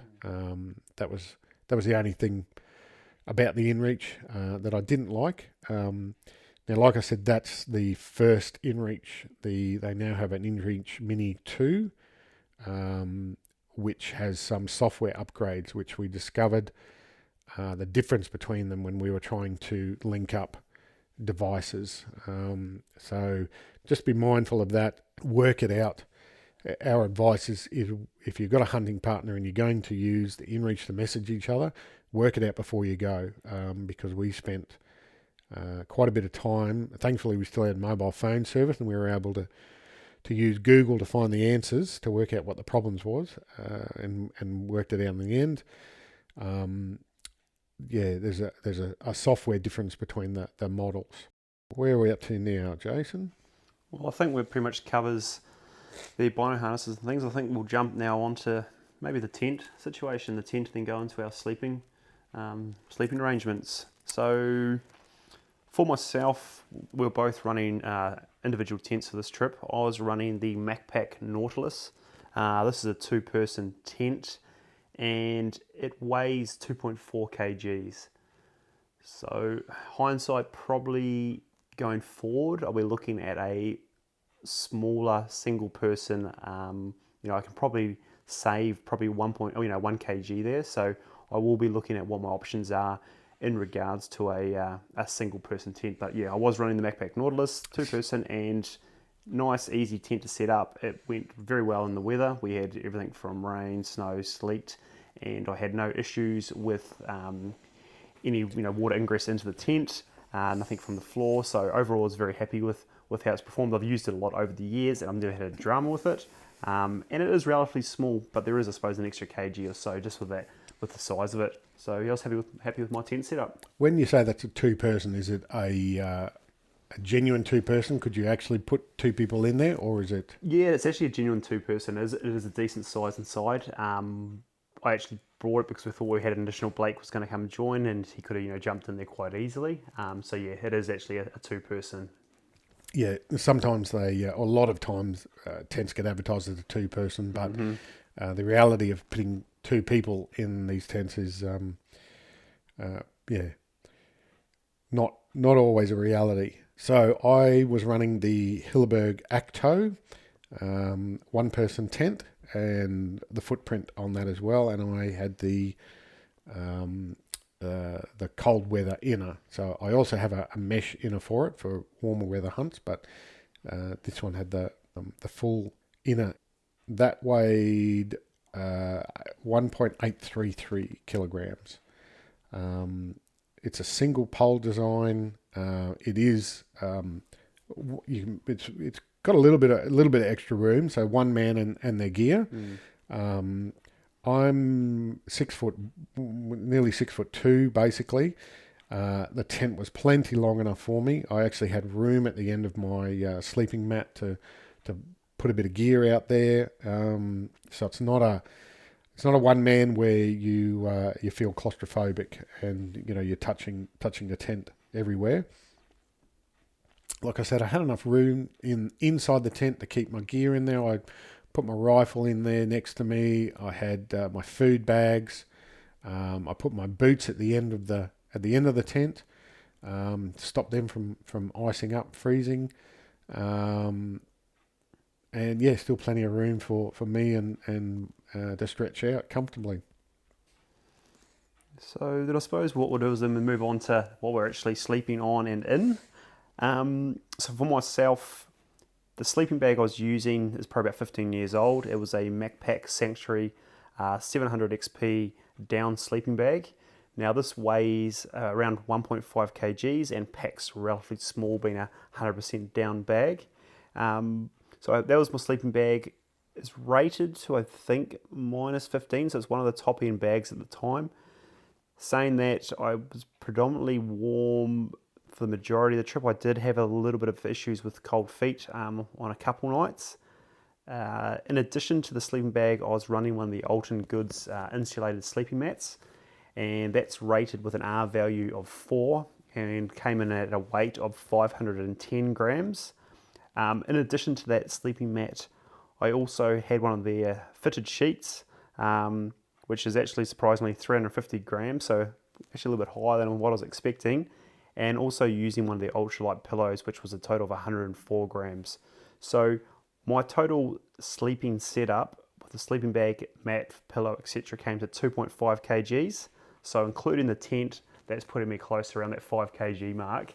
But in saying that, with that setup, I knew that when I got back to camp, I could get in there. I was going to be warm, I was going to be dry, and I was going to be comfortable. So first time, or second trip running the Alton Goods sleeping mat, one of the mats, which comes with the additional bag that you use to kind of force the air into the mat. Amazing, game changer, love it.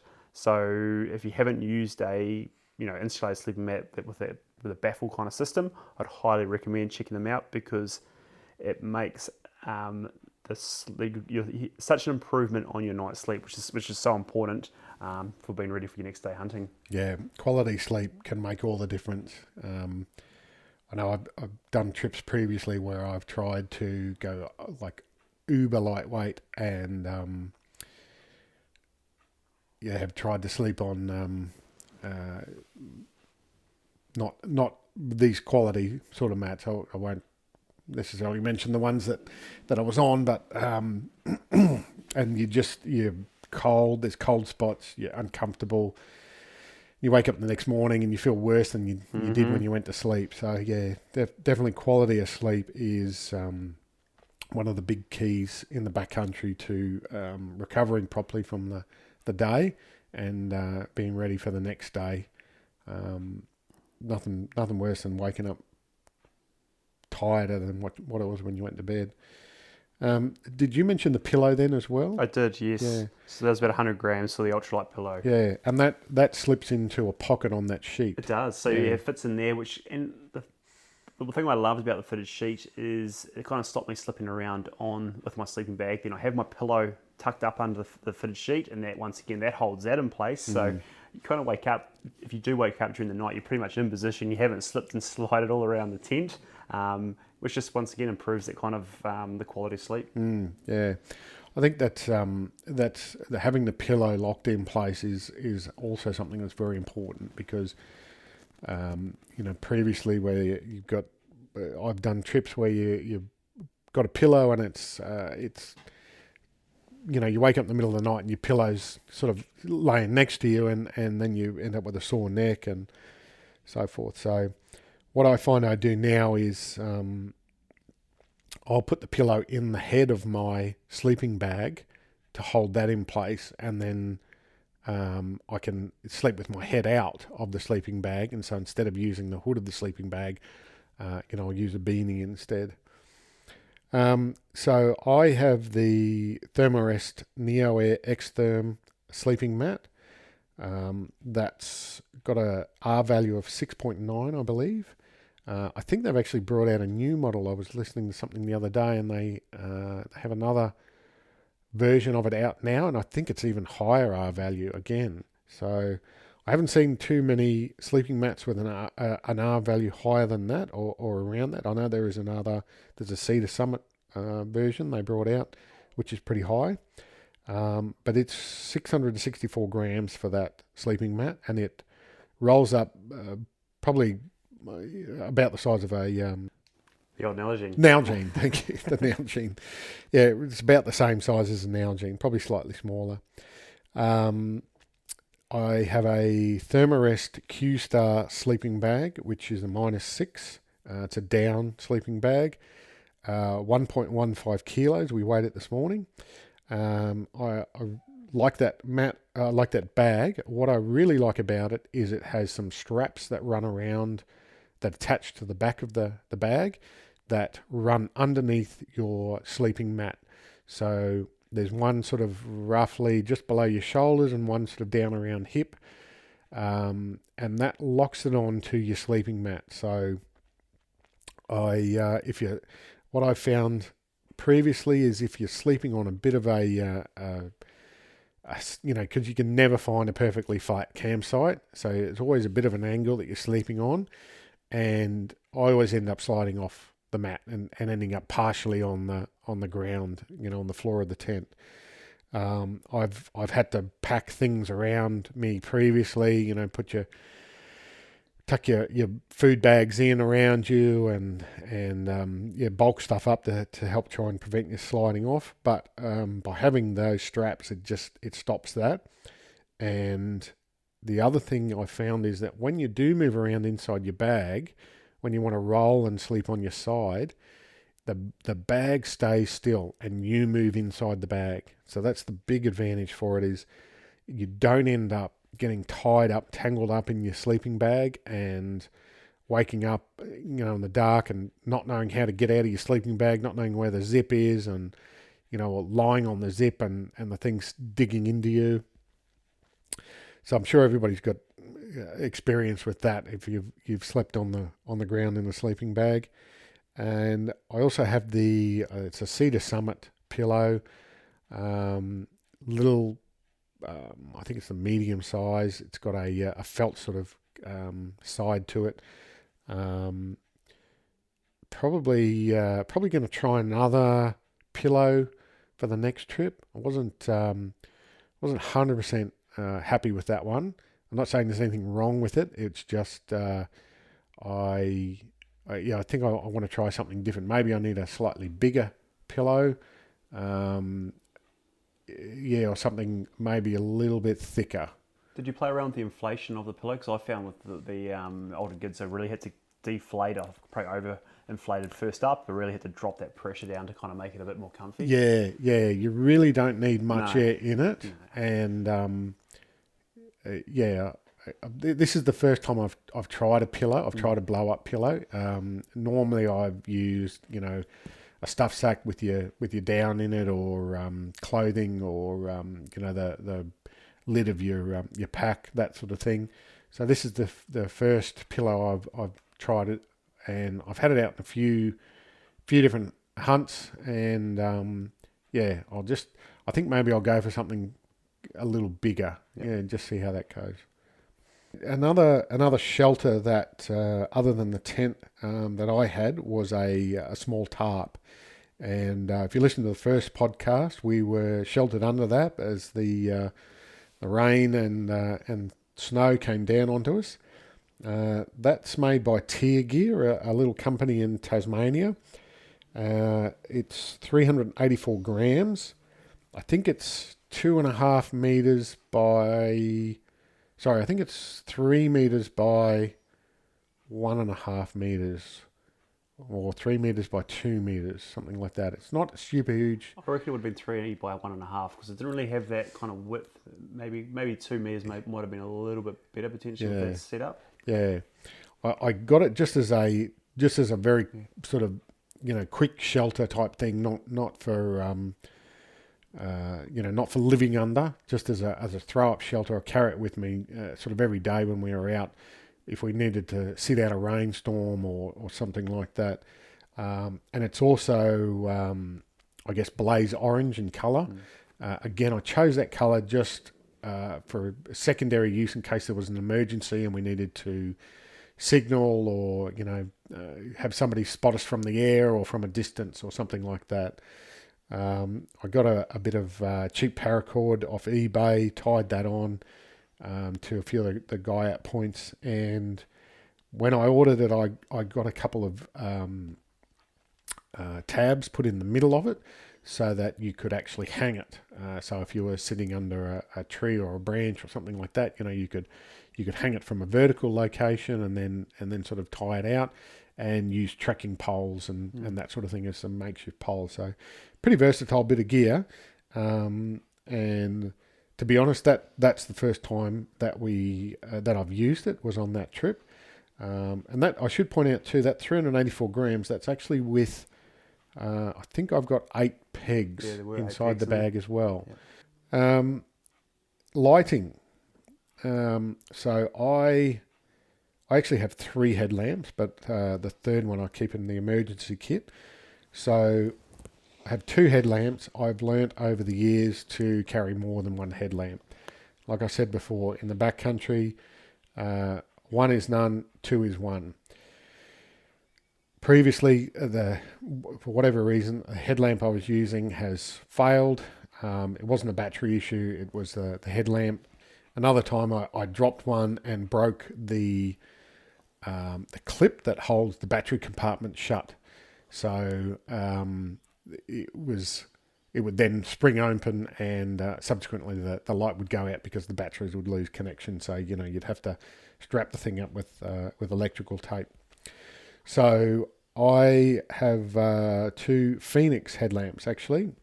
One I bought years ago, and one I bought at the Deer Expo. And I bought the second one because it has the red light bulb in it as well, which is good for, early morning, leaving camp where you don't need a huge amount of light. You just need to know sort of where you're putting your feet, but you don't want to be too obvious. You don't want to, potentially spook something. And the other lamp has, it's quite powerful. It's got I don't know the lumens off the top of my head. Again, I'll probably post pictures and details on the Instagram page.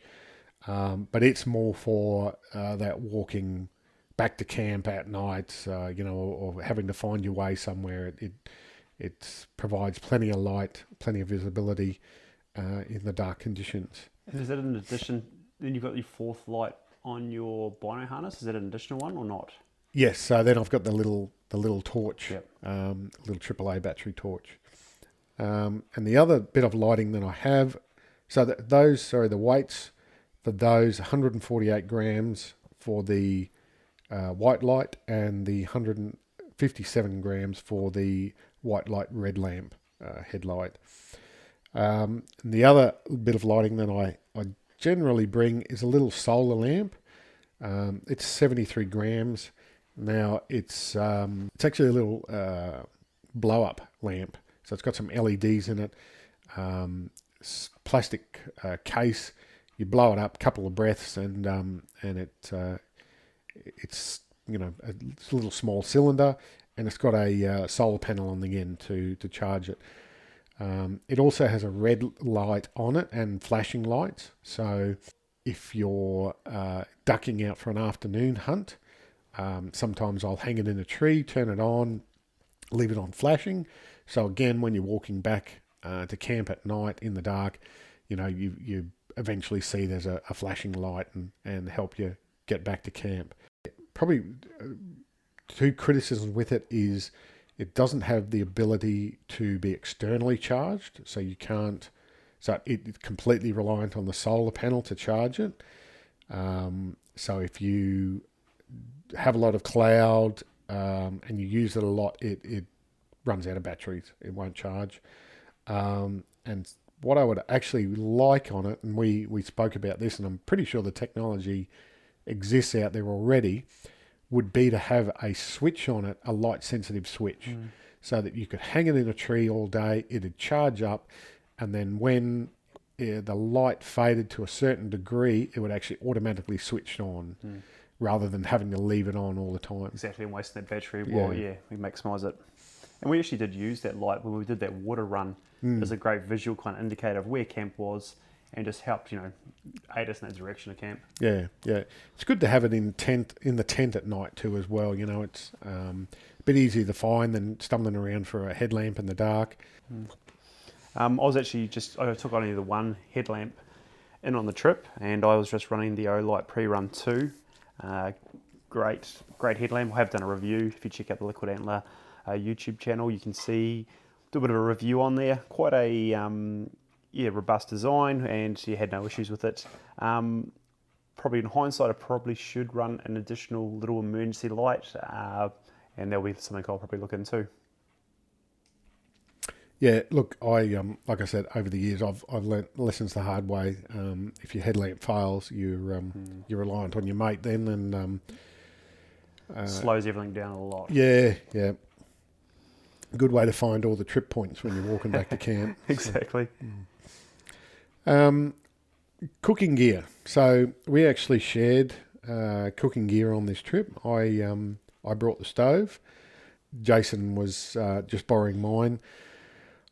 I used to use jet boil. I've had a couple of jet boils over the years, and nothing wrong with them. I just made the decision a little while ago. I wanted to try something different, so I got a different burner. I went to a Soto Windmaster, which is just a burner that screws onto your gas canister. Comes with a pot stand that's sort of spring-loaded.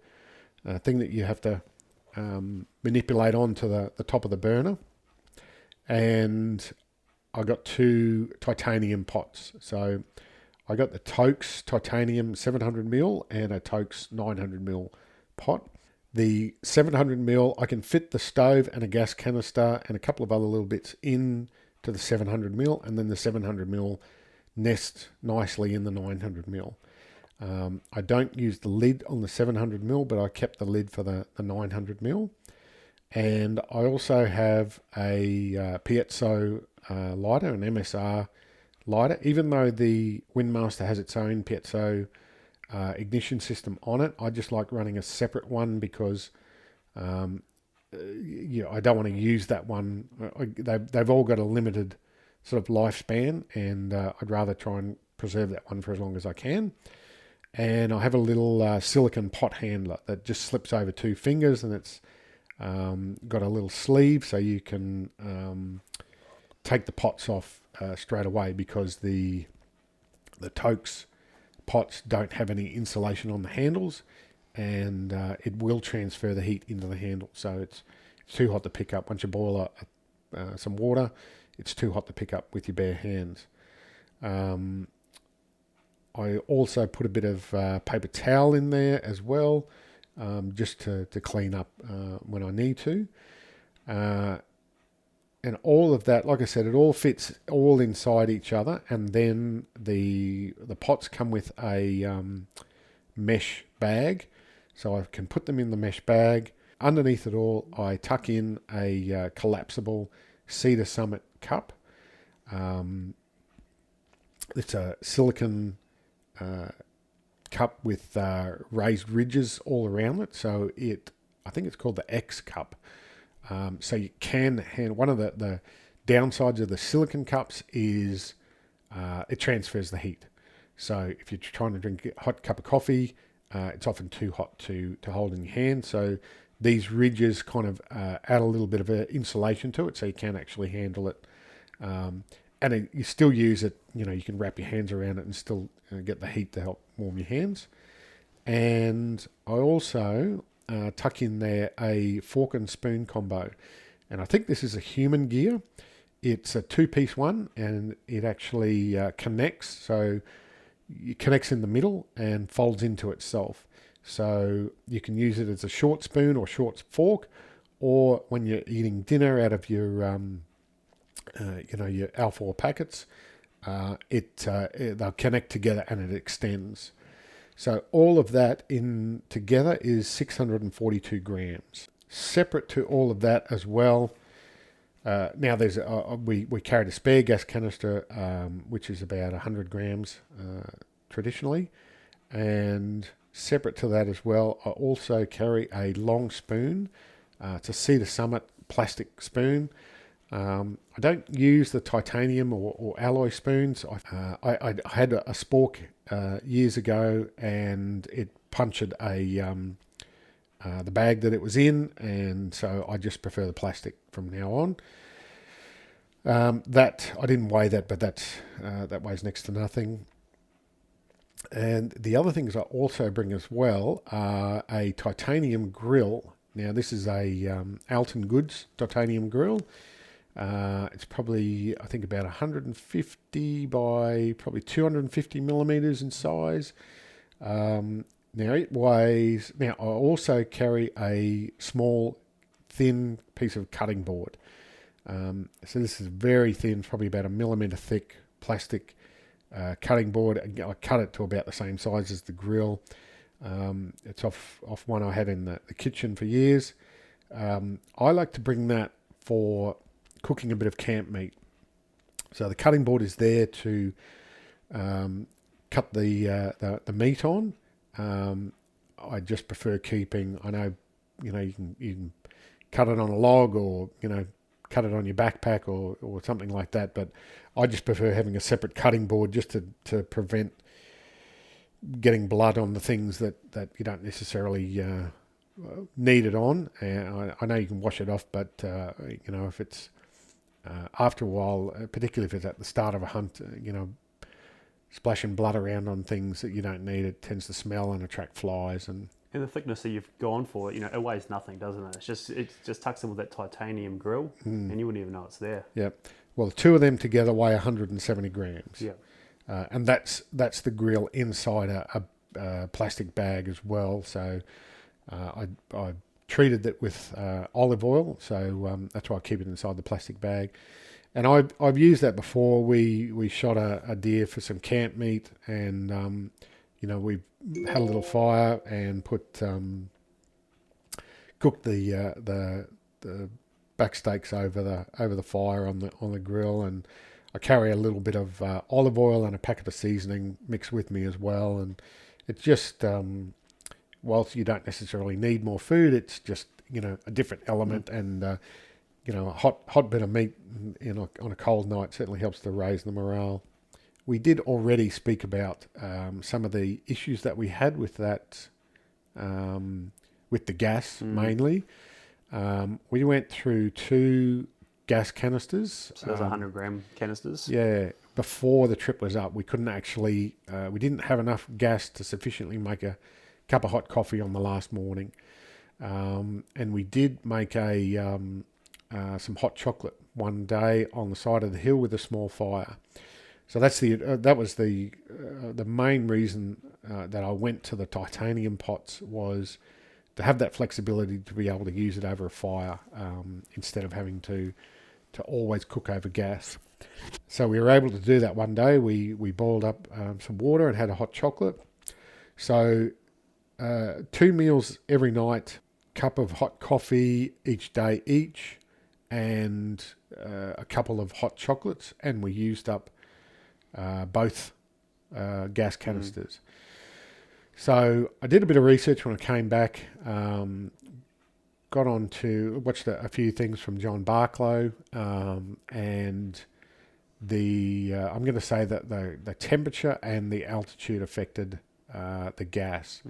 So yeah, in retrospect, we were contemplating bringing a 3rd canister, and I said no because I thought those 2 would be well and truly enough. And to be honest, on other hunts that I've done, I've never had the issue of running out of gas. So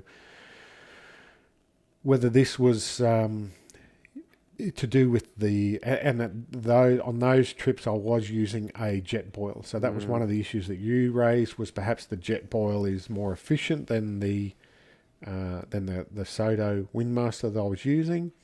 I'm going to say it's probably a combination of all 3: the altitude, the temperature, and the burner that we were using. So in hindsight, what would we do differently? Would we bring another one? Would we bring one big gas canister and a little one? Or do you think the system needs to be mixed up? Next time I probably would bring another unit personally. I've got a jet boil at home, and for the weight and size, and also just from my previous experiences of cookers playing up, probably would have brought an additional one, just for one additional canister. And it would have given us just a little bit more, easier in the evenings just to cook, together instead of waiting for one to finish. But yeah, so probably an additional unit, I reckon, in hindsight. Yeah, look, the other thing too, I guess that we need to consider is some of the meals you had were the on-track meals, which were heating up the water and actually placing the packet inside the water and then heating the packet up instead of actually boiling the water and then entering the contents into the packet. Yeah, so we would have to boil the water and then keep it on a rolling boil to heat that meal. So that's probably another factor that needs to be weighed in as well, is that, with the dehydrated and freeze-dried meals, you would just boil the water and pour it in then, and that would be the end of the cooking. So yeah, so perhaps now knowing that, these are things you learn.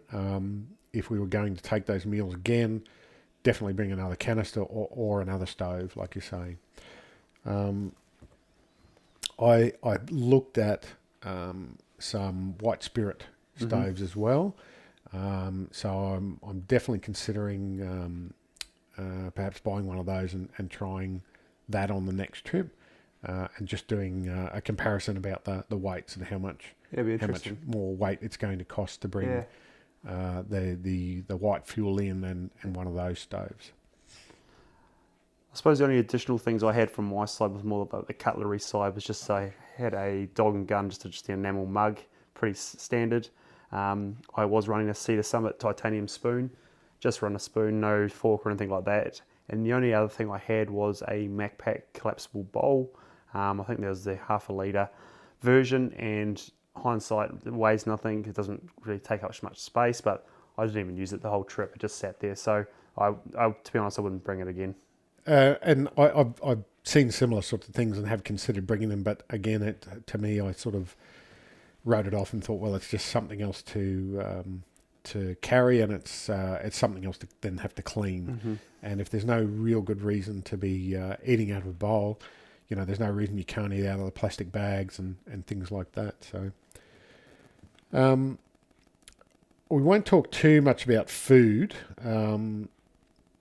I'll perhaps do another breakdown on food. Yeah.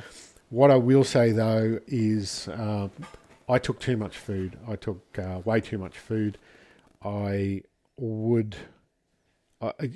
used to, every time I'd come back from a trip, I would make notes of what worked, what didn't work, and used to log the sort of food that I would take and consume so that I could then adjust it for the next trip. Because it's been, probably 4 years since I've done a proper backpack trip like this, I couldn't find that list again. So I did say in the previous podcast, I kind of panic bought before the trip and was worried that I didn't have enough food, and went out and bought a few more things and threw them in, and that was a problem because I came back with far too much food. So I'll break that down differently, but what I did enjoy and was worth bringing in was the hot chocolate. Having the dog and gun hog chockey was a couple of days there was a real pick me up. Yeah, definitely made a huge difference. Having a nice warm brew on the side of a hill, so yeah, it was definitely very, very worthwhile. The next thing I guess we might have a chat about is just what I call my oh shit bag, or my survival kind of gear, or if something does happen on the side of the hill and you're in a position that, hey, when something's going on here, I like to carry with me.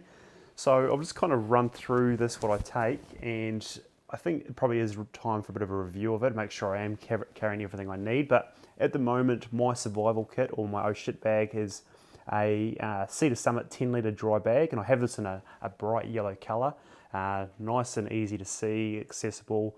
I let Tobias know at the start of the trip, we kind of both did this, where these are located. Within there, I have my Garmin 66i InReach GPS, so that's the InReach unit that I'm using. So that's a built-in GPS plus InReach satellite communication.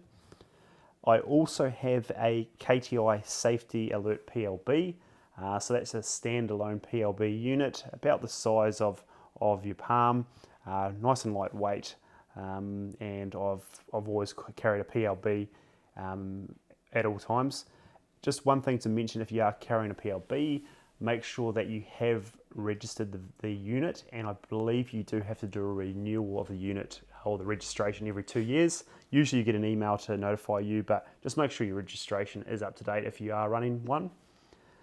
Additional bits of items I'd run is a silver compass for navigation if I need it, and then I just run all my kind of standard plasters, Nurofen, crepe bandages, etc. I also run a lighter, matches and rubber in a plastic bag, so if I need to start a fire, I can.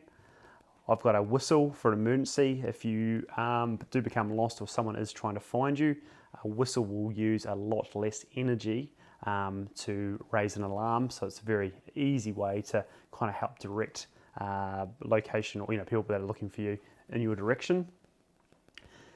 Emergency blanket, that's always lives in there, so if I do get myself in a situation, say I break my leg, I've activated my InReach, I need to stay warm, and the emergency blanket is going to be my go-to. Get myself inside there, try and keep that body temperature up, and play the old waiting game while search and rescue come in to hopefully locate you. So I've got my InReach, I've got my PLB, they've been notified, and now it's a matter of a waiting game and staying warm and dry.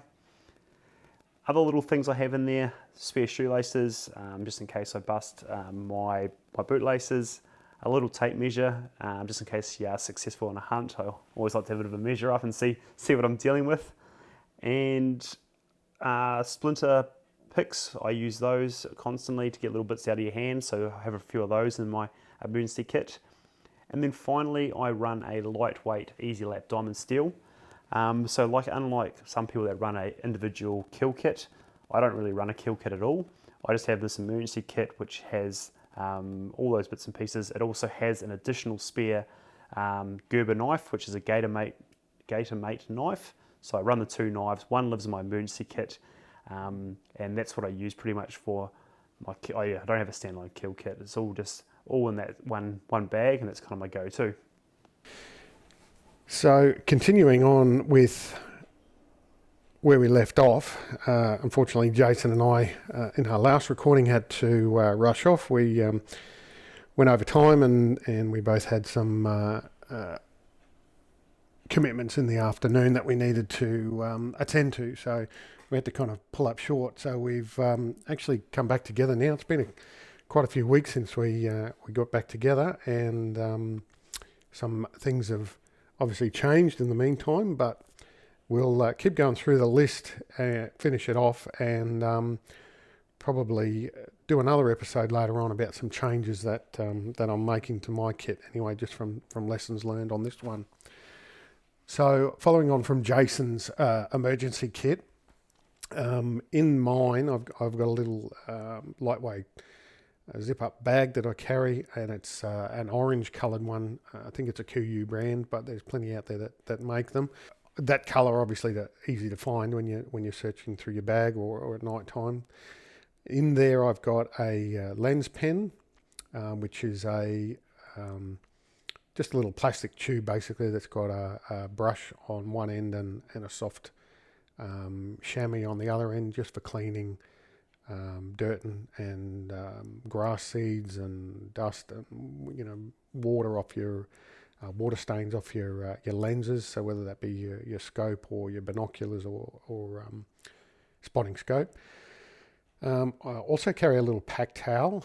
It's a little microfiber cloth, weighs next to nothing, and I find that quite useful if you're doing creek crossings and you just want to dry your feet off a little bit, or even before you get into bed at night, if you're a bit wet from the rain or snow, you can give yourself a bit of a pat down and dry your hair a bit, so you're not completely wet when you get into bed.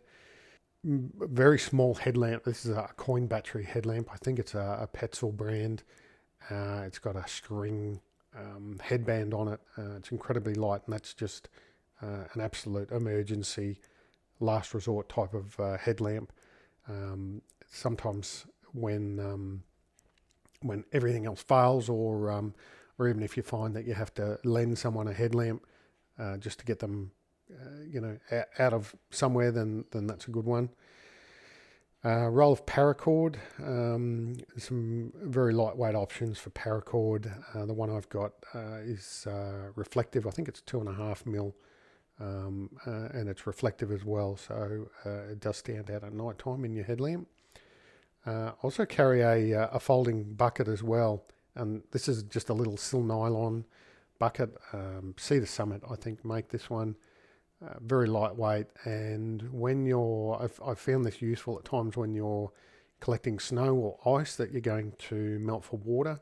You can load that up, take it back to your stove, and keep refilling your container out of that, because as you're trying to boil water, snow's predominantly, well, not predominantly, but a large percentage of snow is air. So you might fill your container with the ice or snow, but when it starts to melt down, there's actually not a lot of water in there. So once you get a bit of water going, you can throw more snow in and just keep topping it up. A permanent marker, always carry a Sharpie and some waterproof notepad pages. So in case you, again, as a last resort, in case you need to leave a note for someone, or explain some directions to for whatever reason, this is an emergency situation, so it's something I've just carried over the years. And I think that was left over from when I was a Boy Scout, to be honest. It may not be necessary in this day and age with mobile phone technology and you're in reach and that sort of thing. Still always good to have though. You just never know what situation you're going to get yourself into, and pen and paper at the end of the day could just be something that may help out down the track. So yeah, I actually run the same. I've got a Sharpie and some waterproof paper in my one as well, which I forgot about. Yep. I used to also document. I used to bring a little notepad in with me, and I would document things as well as I was learning them. So I didn't do that on this trip, but that again could probably go in there too. In particular, I think I've mentioned it before, I used to keep a sort of stock take of the meals that I ate, the dehydrated meals, because some of them were less than palatable. So you'd make sure you made a note so that when you came out next time and were preparing for the next trip, you knew not to buy that certain flavour, or to buy two of the ones that you really did like. Also carry a boar snake in there, and it's just a pull-through style boar snake, so it has a brass weight on the end, which you feed down your barrel, and then grab that and pull it through, and it just clears out any obstructions or water or anything like that. Obviously, if you've got a serious blockage in there, if you've dropped it in some solid mud or something like that, and you've got compacted stuff, it's not going to work. But it just might get you out of a situation where you've got some debris in your barrel that you need to clear out. And I've never done it myself, fortunately, but I've been on trips where other blokes I've been with have taken a dive into the creek during a creek crossing. So we've used it for that, just to pull through, get the water out of the barrel, just to...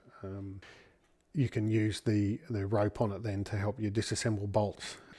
I have heard recently some bad things about boar snakes though, and my gunsmith has reported that he's actually had to clear stuck boar snakes out of 3 separate barrels.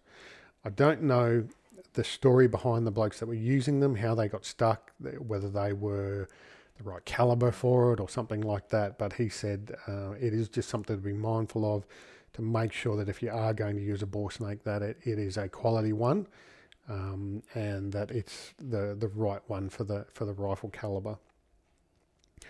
I've got a selection of cable ties in there as well. These are... My father's an auto electrician, so I've got a limitless supply to them and different sizes.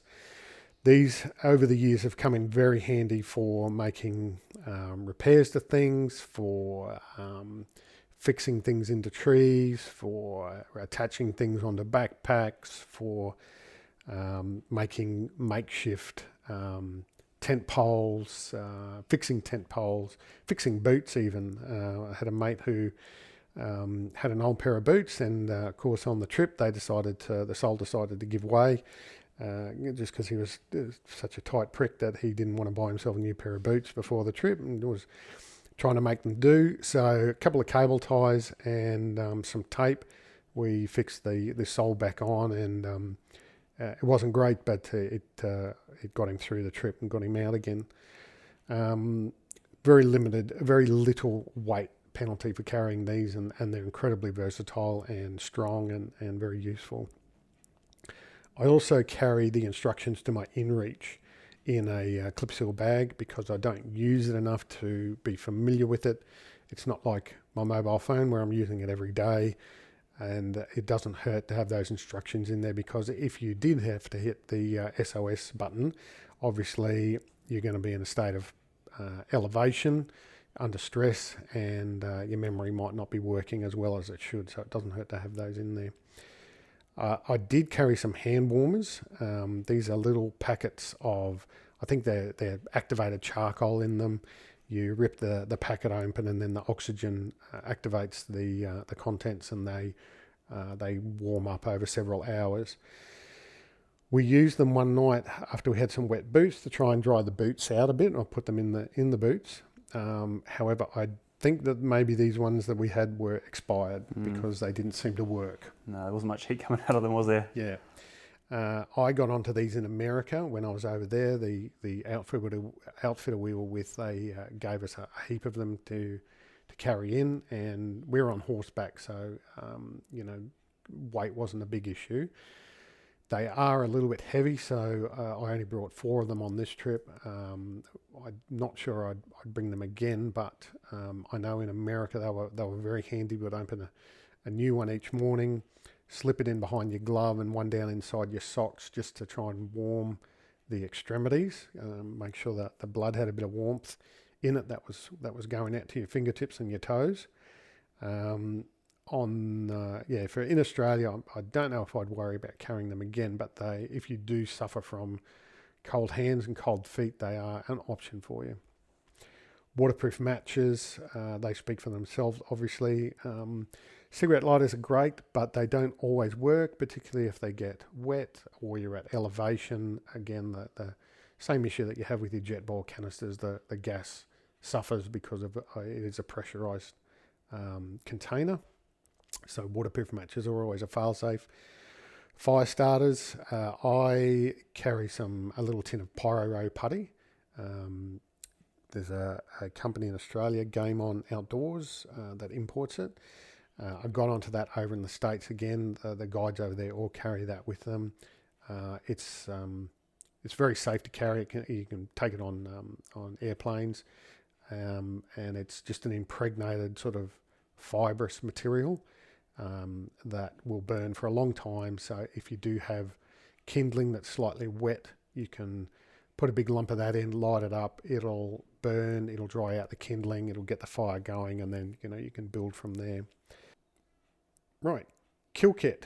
I carry a separate little kit with the bits and pieces in it for processing meat and skinning. So inside that I've got a bone saw. This is a Gerber folding style bone saw.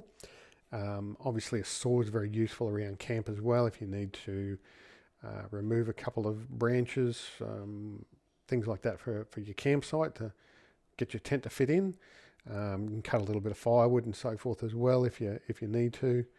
When you do shoot a trophy animal, if you're not doing a Euro mount and you just want to bring out the skull cap, it's excellent for just cutting up that skull cap out and bringing the antlers out. And it saves a bit of weight and not having to carry out the whole skull.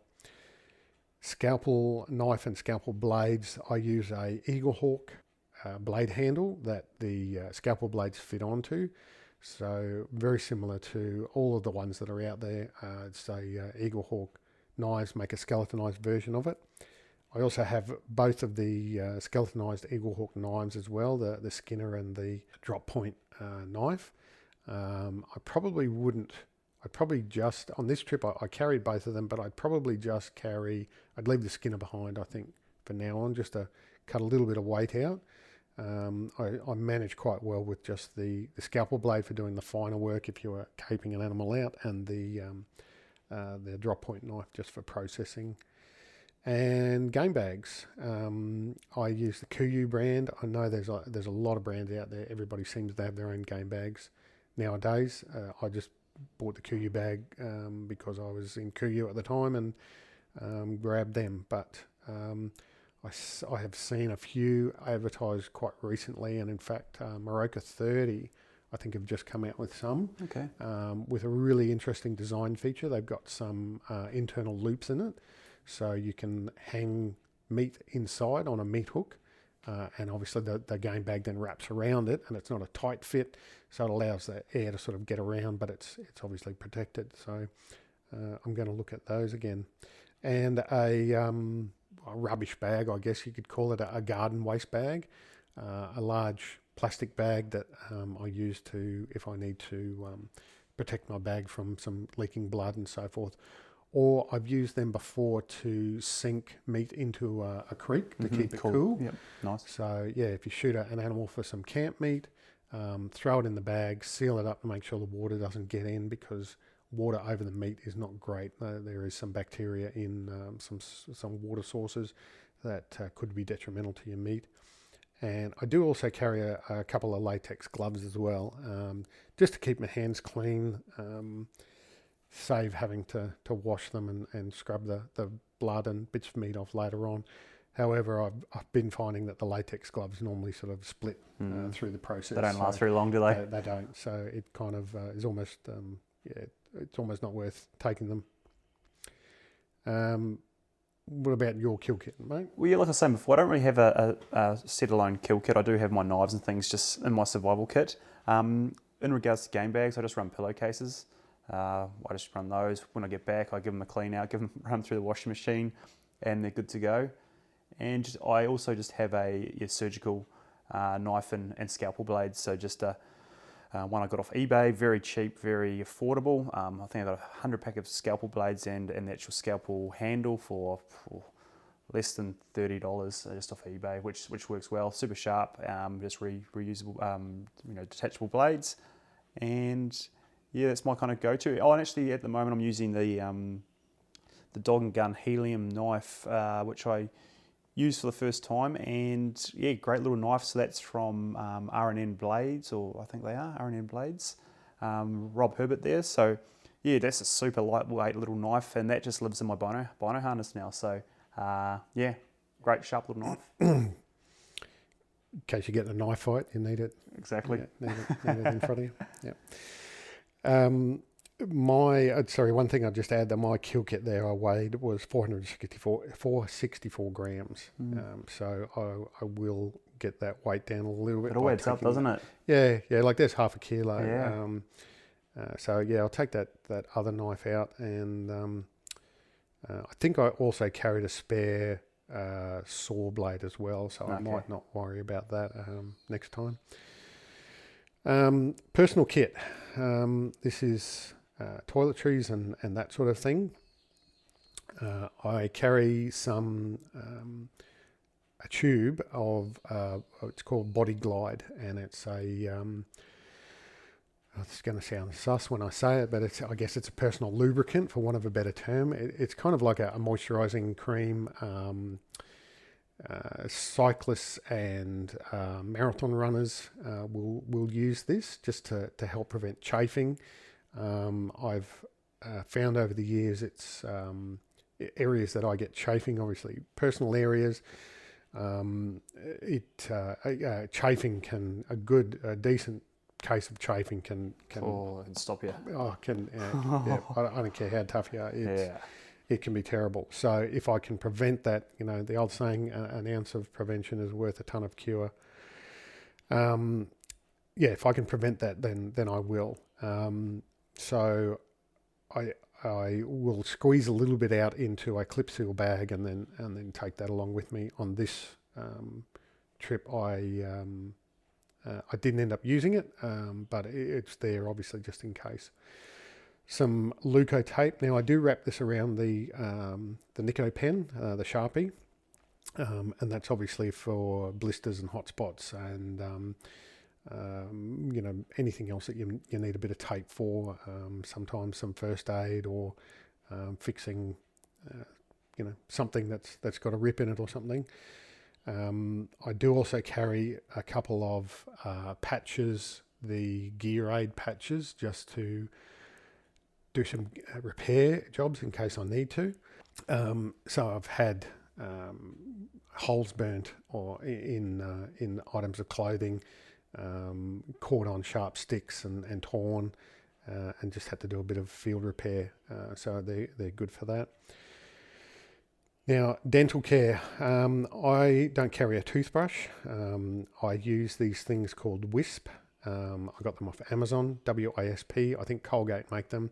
And they're little single-use toothbrushes. So they're a plastic handle with some bristles, and they're impregnated with toothpaste already. They come in packs of 2, so you can choose how many times you're going to brush your teeth during the trip. But it just saves carrying toothpaste in with you, and the handle I think you can sort of use as a toothpick. I carry little floss picks with me. So again, these are little single-use things. They're a plastic handle, and they've got a short length of dental floss. stretched out, and they're very handy. Excuse me, very handy if there's nothing worse than having a bit of gristle or something stuck in your teeth that's causing you pain and you can't get out. Lip balm, big lesson I've learned, particularly in the cold weather, is to carry some lip balm. I normally carry one in my bino harness and then one in my kit for in case I run out or lose it.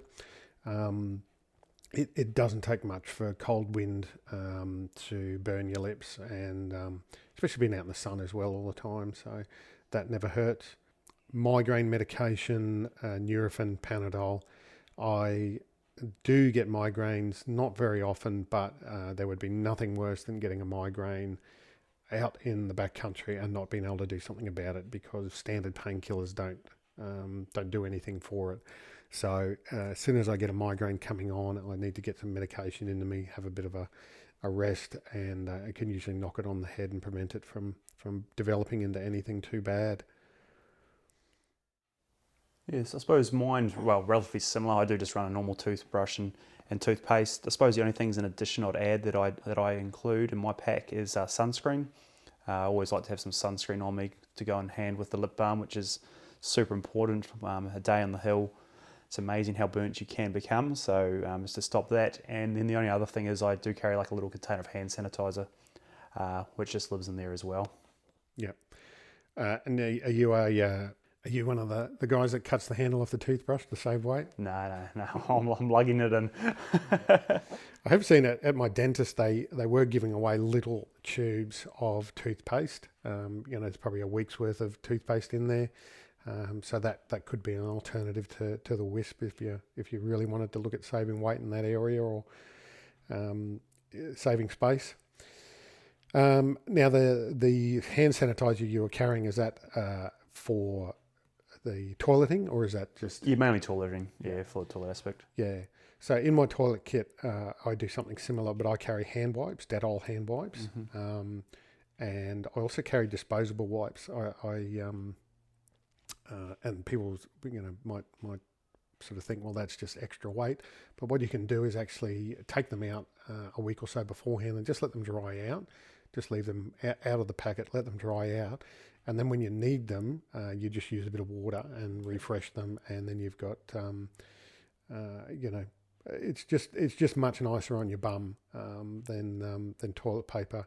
So I do carry toilet paper as well. I try to, I've seen blokes carrying like 2 rolls of toilet paper in with them, and you think, how much do you shit? But so I will sort of ration it out a bit and work out how much I need for each day, and that with the disposable wipes, I've never run out. I've never been in the position that I need to go begging someone for toilet paper. I find that I kind of, the first couple of days in the bush, I kind of get bunged up a bit. But then after a few days of eating the dehydrated meals, there's usually no problem. Well, I'm a 2-roll kind of guy, so I carted in, and on this trip, I remember we were up in those tops, super cold, super wet, and here I was on the side of a hill hanging out with a wet roll of toilet paper, thinking, oh god, this is not great. So I chewed through that 1 roll just because it got so wet on the hill, so I was lucky I had my backup roll. Now, power, we did cover this a little bit before, about on the drive back, I think. So I carry a spare scope battery. So I've got an illuminated reticle. It's a little coin battery in the side of it. Weighs same weight as a 10-cent piece. So I will carry that. Any other spare batteries that I need. I do carry also a spare battery for the range finding binoculars. I normally will replace one before a big trip, just to make sure. And if I do that, then I won't carry a spare one. But if I have used it a few times, I'll just carry one anyway.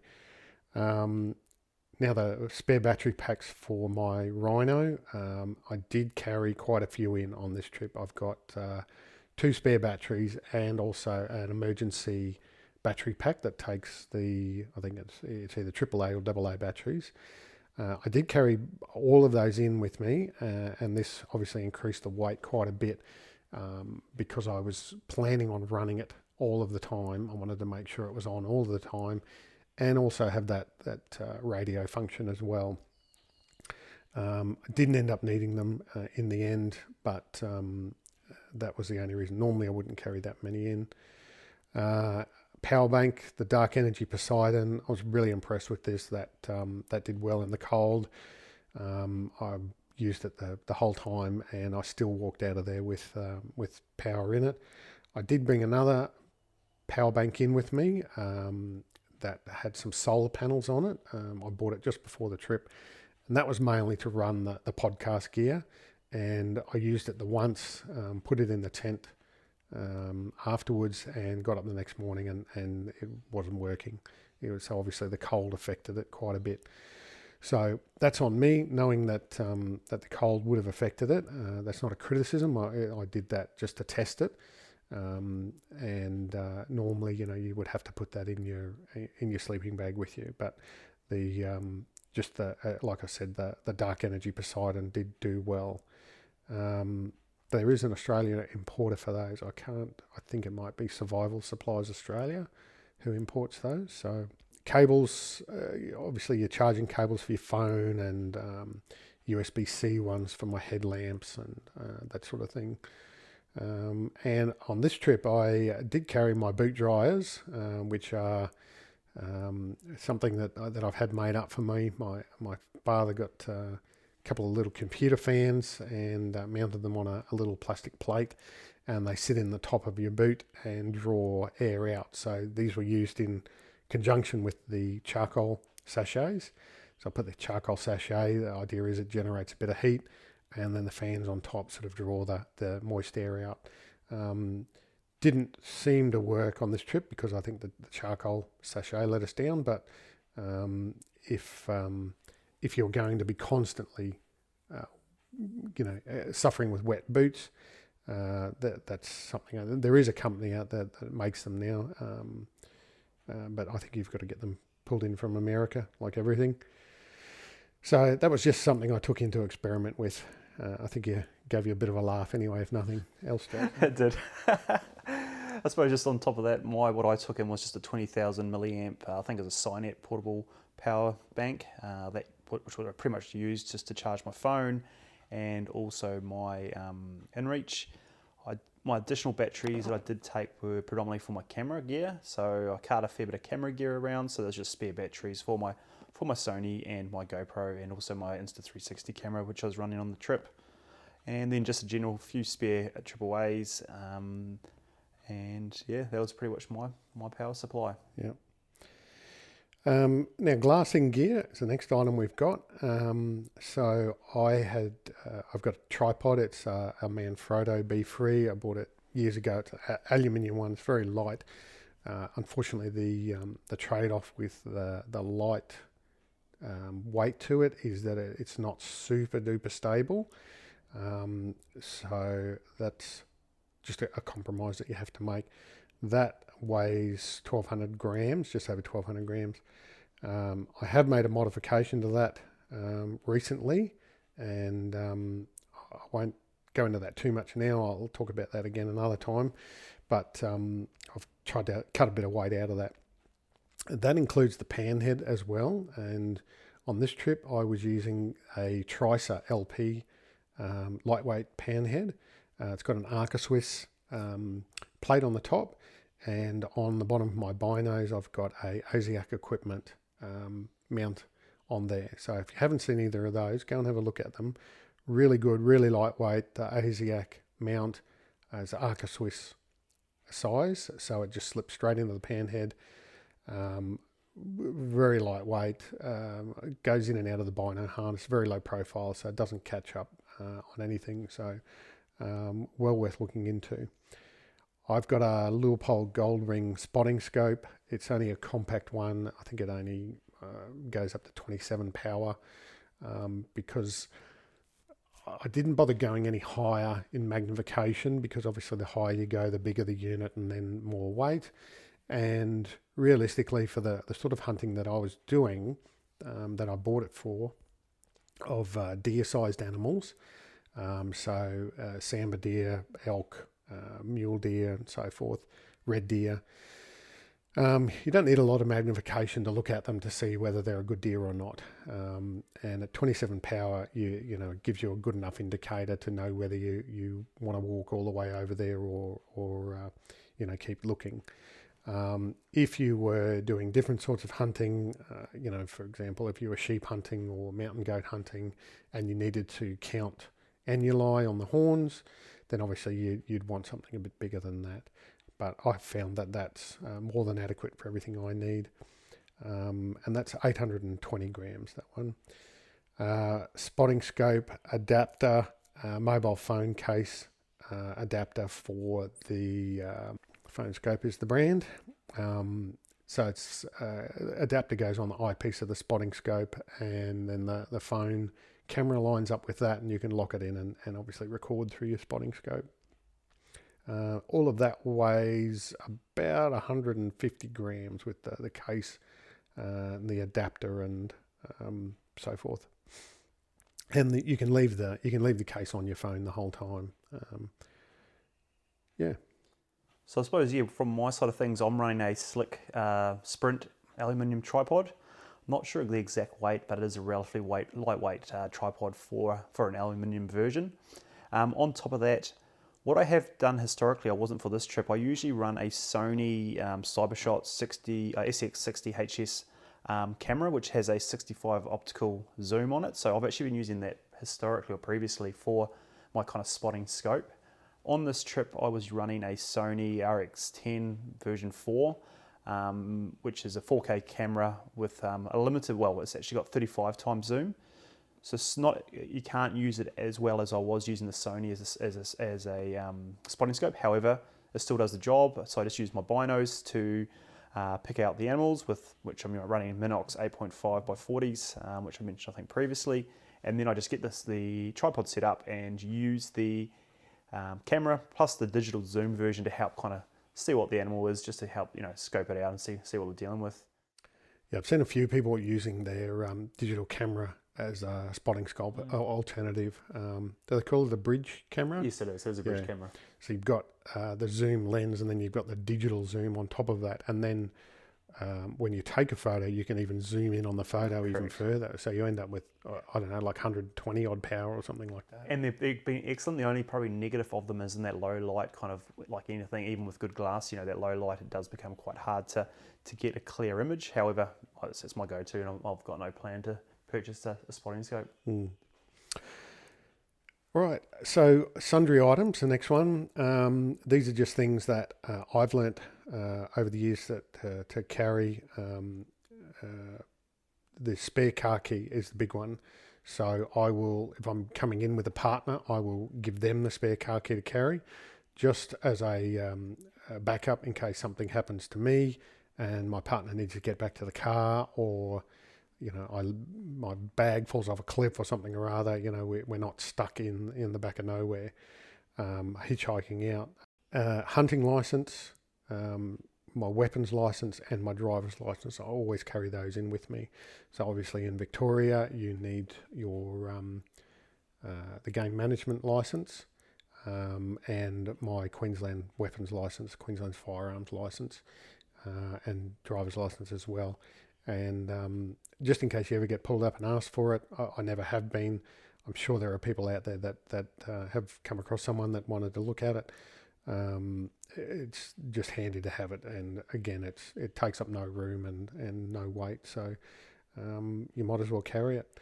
And I guess driver's license, just for whatever reason, I carry it with me rather than leave it in the car in case the car gets broken into it. Where we've parked it, or if they need to, identify my body later on, they might find my driver's license on me. No, so for me, those are just the standard ones. I don't really run anything additional on top of that. And then last thing, things to leave in the vehicle. So I will bring some salt in with me. I don't bother backpacking it in. Usually I find the cold weather should be enough. If you shoot a trophy animal and you're going to be caping it and carrying it out for a mount, then the cold weather is usually enough to be able to keep the cape. You walk out straight away with it. But I have heard blokes carrying, like a Coke bottle full of salt in with them, just to try and preserve the cape. Some clean water at the back of the car, and again, due to the cold weather, don't leave this out in the open. Make sure it's covered so that it doesn't freeze, because it's useless to you when you get back to the car if you've got a bottle full of frozen water. Spare gas canister, and just a couple of other things. If I've got spare boots, I'll carry them. I'll bring them in with me and leave them in the car just in case you have an issue with your boots. You can quickly walk out, change your boots over, and go back in and keep hunting. A shower, a spare meal, some clean, dry clothes, towel, and a stretcher. And in case you get back to the car late at night, don't feel like throwing up your tent, you can just throw the stretcher out and get a bit of a rest before the sun comes up. The only thing I'd add on in addition to that, which has gotten me out of trouble previously, is just one of those 12-volt jump starter kits. Super small. It lives in my ute, and I've done it before. I've left the lights on the vehicle. I've walked away, hunted for the day, and have come back to a flat battery. So those things, for the price you pay, they're a great little get you out of trouble kind of piece of kit. Hook that on, and they jump a petrol or diesel vehicle, no dramas at all. Yeah, that's actually really good advice, because I did notice the car when we started it after we got back, it turned over a few times. Normally it's really good, it'll kick over straight away, but on that occasion, I'd say obviously the cold weather, being out there for those days, cold weather took its toll on the battery, and last thing you need. But having, and this is one reason that I'll never buy an automatic 4-wheel drive. The backup is we could have always push started and jump started it. Man, they just kick them over so easily for how small the units are. For a diesel engine, it's amazing how they work. So it's definitely just a great piece of kit to have in the ute. Yep. So my next job is going to be going through my gear and trying to trim it down quite a bit. I want to try and shave. I'm probably realistically going to try and aim for close to 10 kilos. Ooh, you've got a lot of things to cut out then. Yeah, I know. Yeah. I know a few areas I'm going to start with already. So I reckon I can get 5 kilos pretty much straight away. And again, I'll just have to do a bit of testing, and I've done quite a bit of research after this trip, and I'm going to get a couple other bits of gear. I'm going to sort out something about that stove. I'm not super happy with that, so I'm going to look at some alternatives. There may be a bit of a weight sacrifice for that, so if that's what it is, and that's what it is. But you might end up heavier on your next trip. No, I will not. I'll only bring one rifle. You can carry it next time. So we've also looked at, we've done a bit of research as well, looked at Google Maps and that sort of thing, spoken to some people, got some suggestions, and got a couple of places in mind for the next trip. We've also spoken about maybe incorporating mountain bikes as well, getting in behind the gates on the roads a little bit further. So there'll definitely be a round two, and I'm itching to get back down there. Actually, it's a great trip, and I'm keen to explore a bit more country down there. Yeah, it's August now when we're recording this part of it, and this would be a great time to be down there, August, September. Unfortunately, it hasn't quite worked out for us with other commitments, but there's always next year. And the deer are going to keep growing, so as long as the government heli colours stay out of there, we'll be right. All right. Well, other than that, I can't think of anything too much else to talk about. I hope you've enjoyed our lessons and our breakdown of all of our gear. We will be making some changes to some of it, but there is quite a bit there that we're both impressed with and we'll be sticking with. So we'll keep you updated. And again, if anybody has any recommendations or you know of any other companies that might be worth trying or reaching out to and talking about gear, please let me know. Usual through the Instagram or through email. Jason, again, thanks for doing all this with me.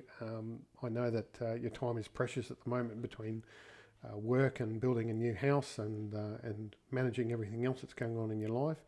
So I really appreciated your company on the trip and your assistance in getting these recordings done. No, definitely. I love this. I love this stuff. So like Tobias said, if you do have any questions or suggestions, also feel free to reach out to me on LiquidAntler. But I love it. I love talking about it, and I'm looking forward to our next trip. Yep, awesome. Hey, thank you for listening in.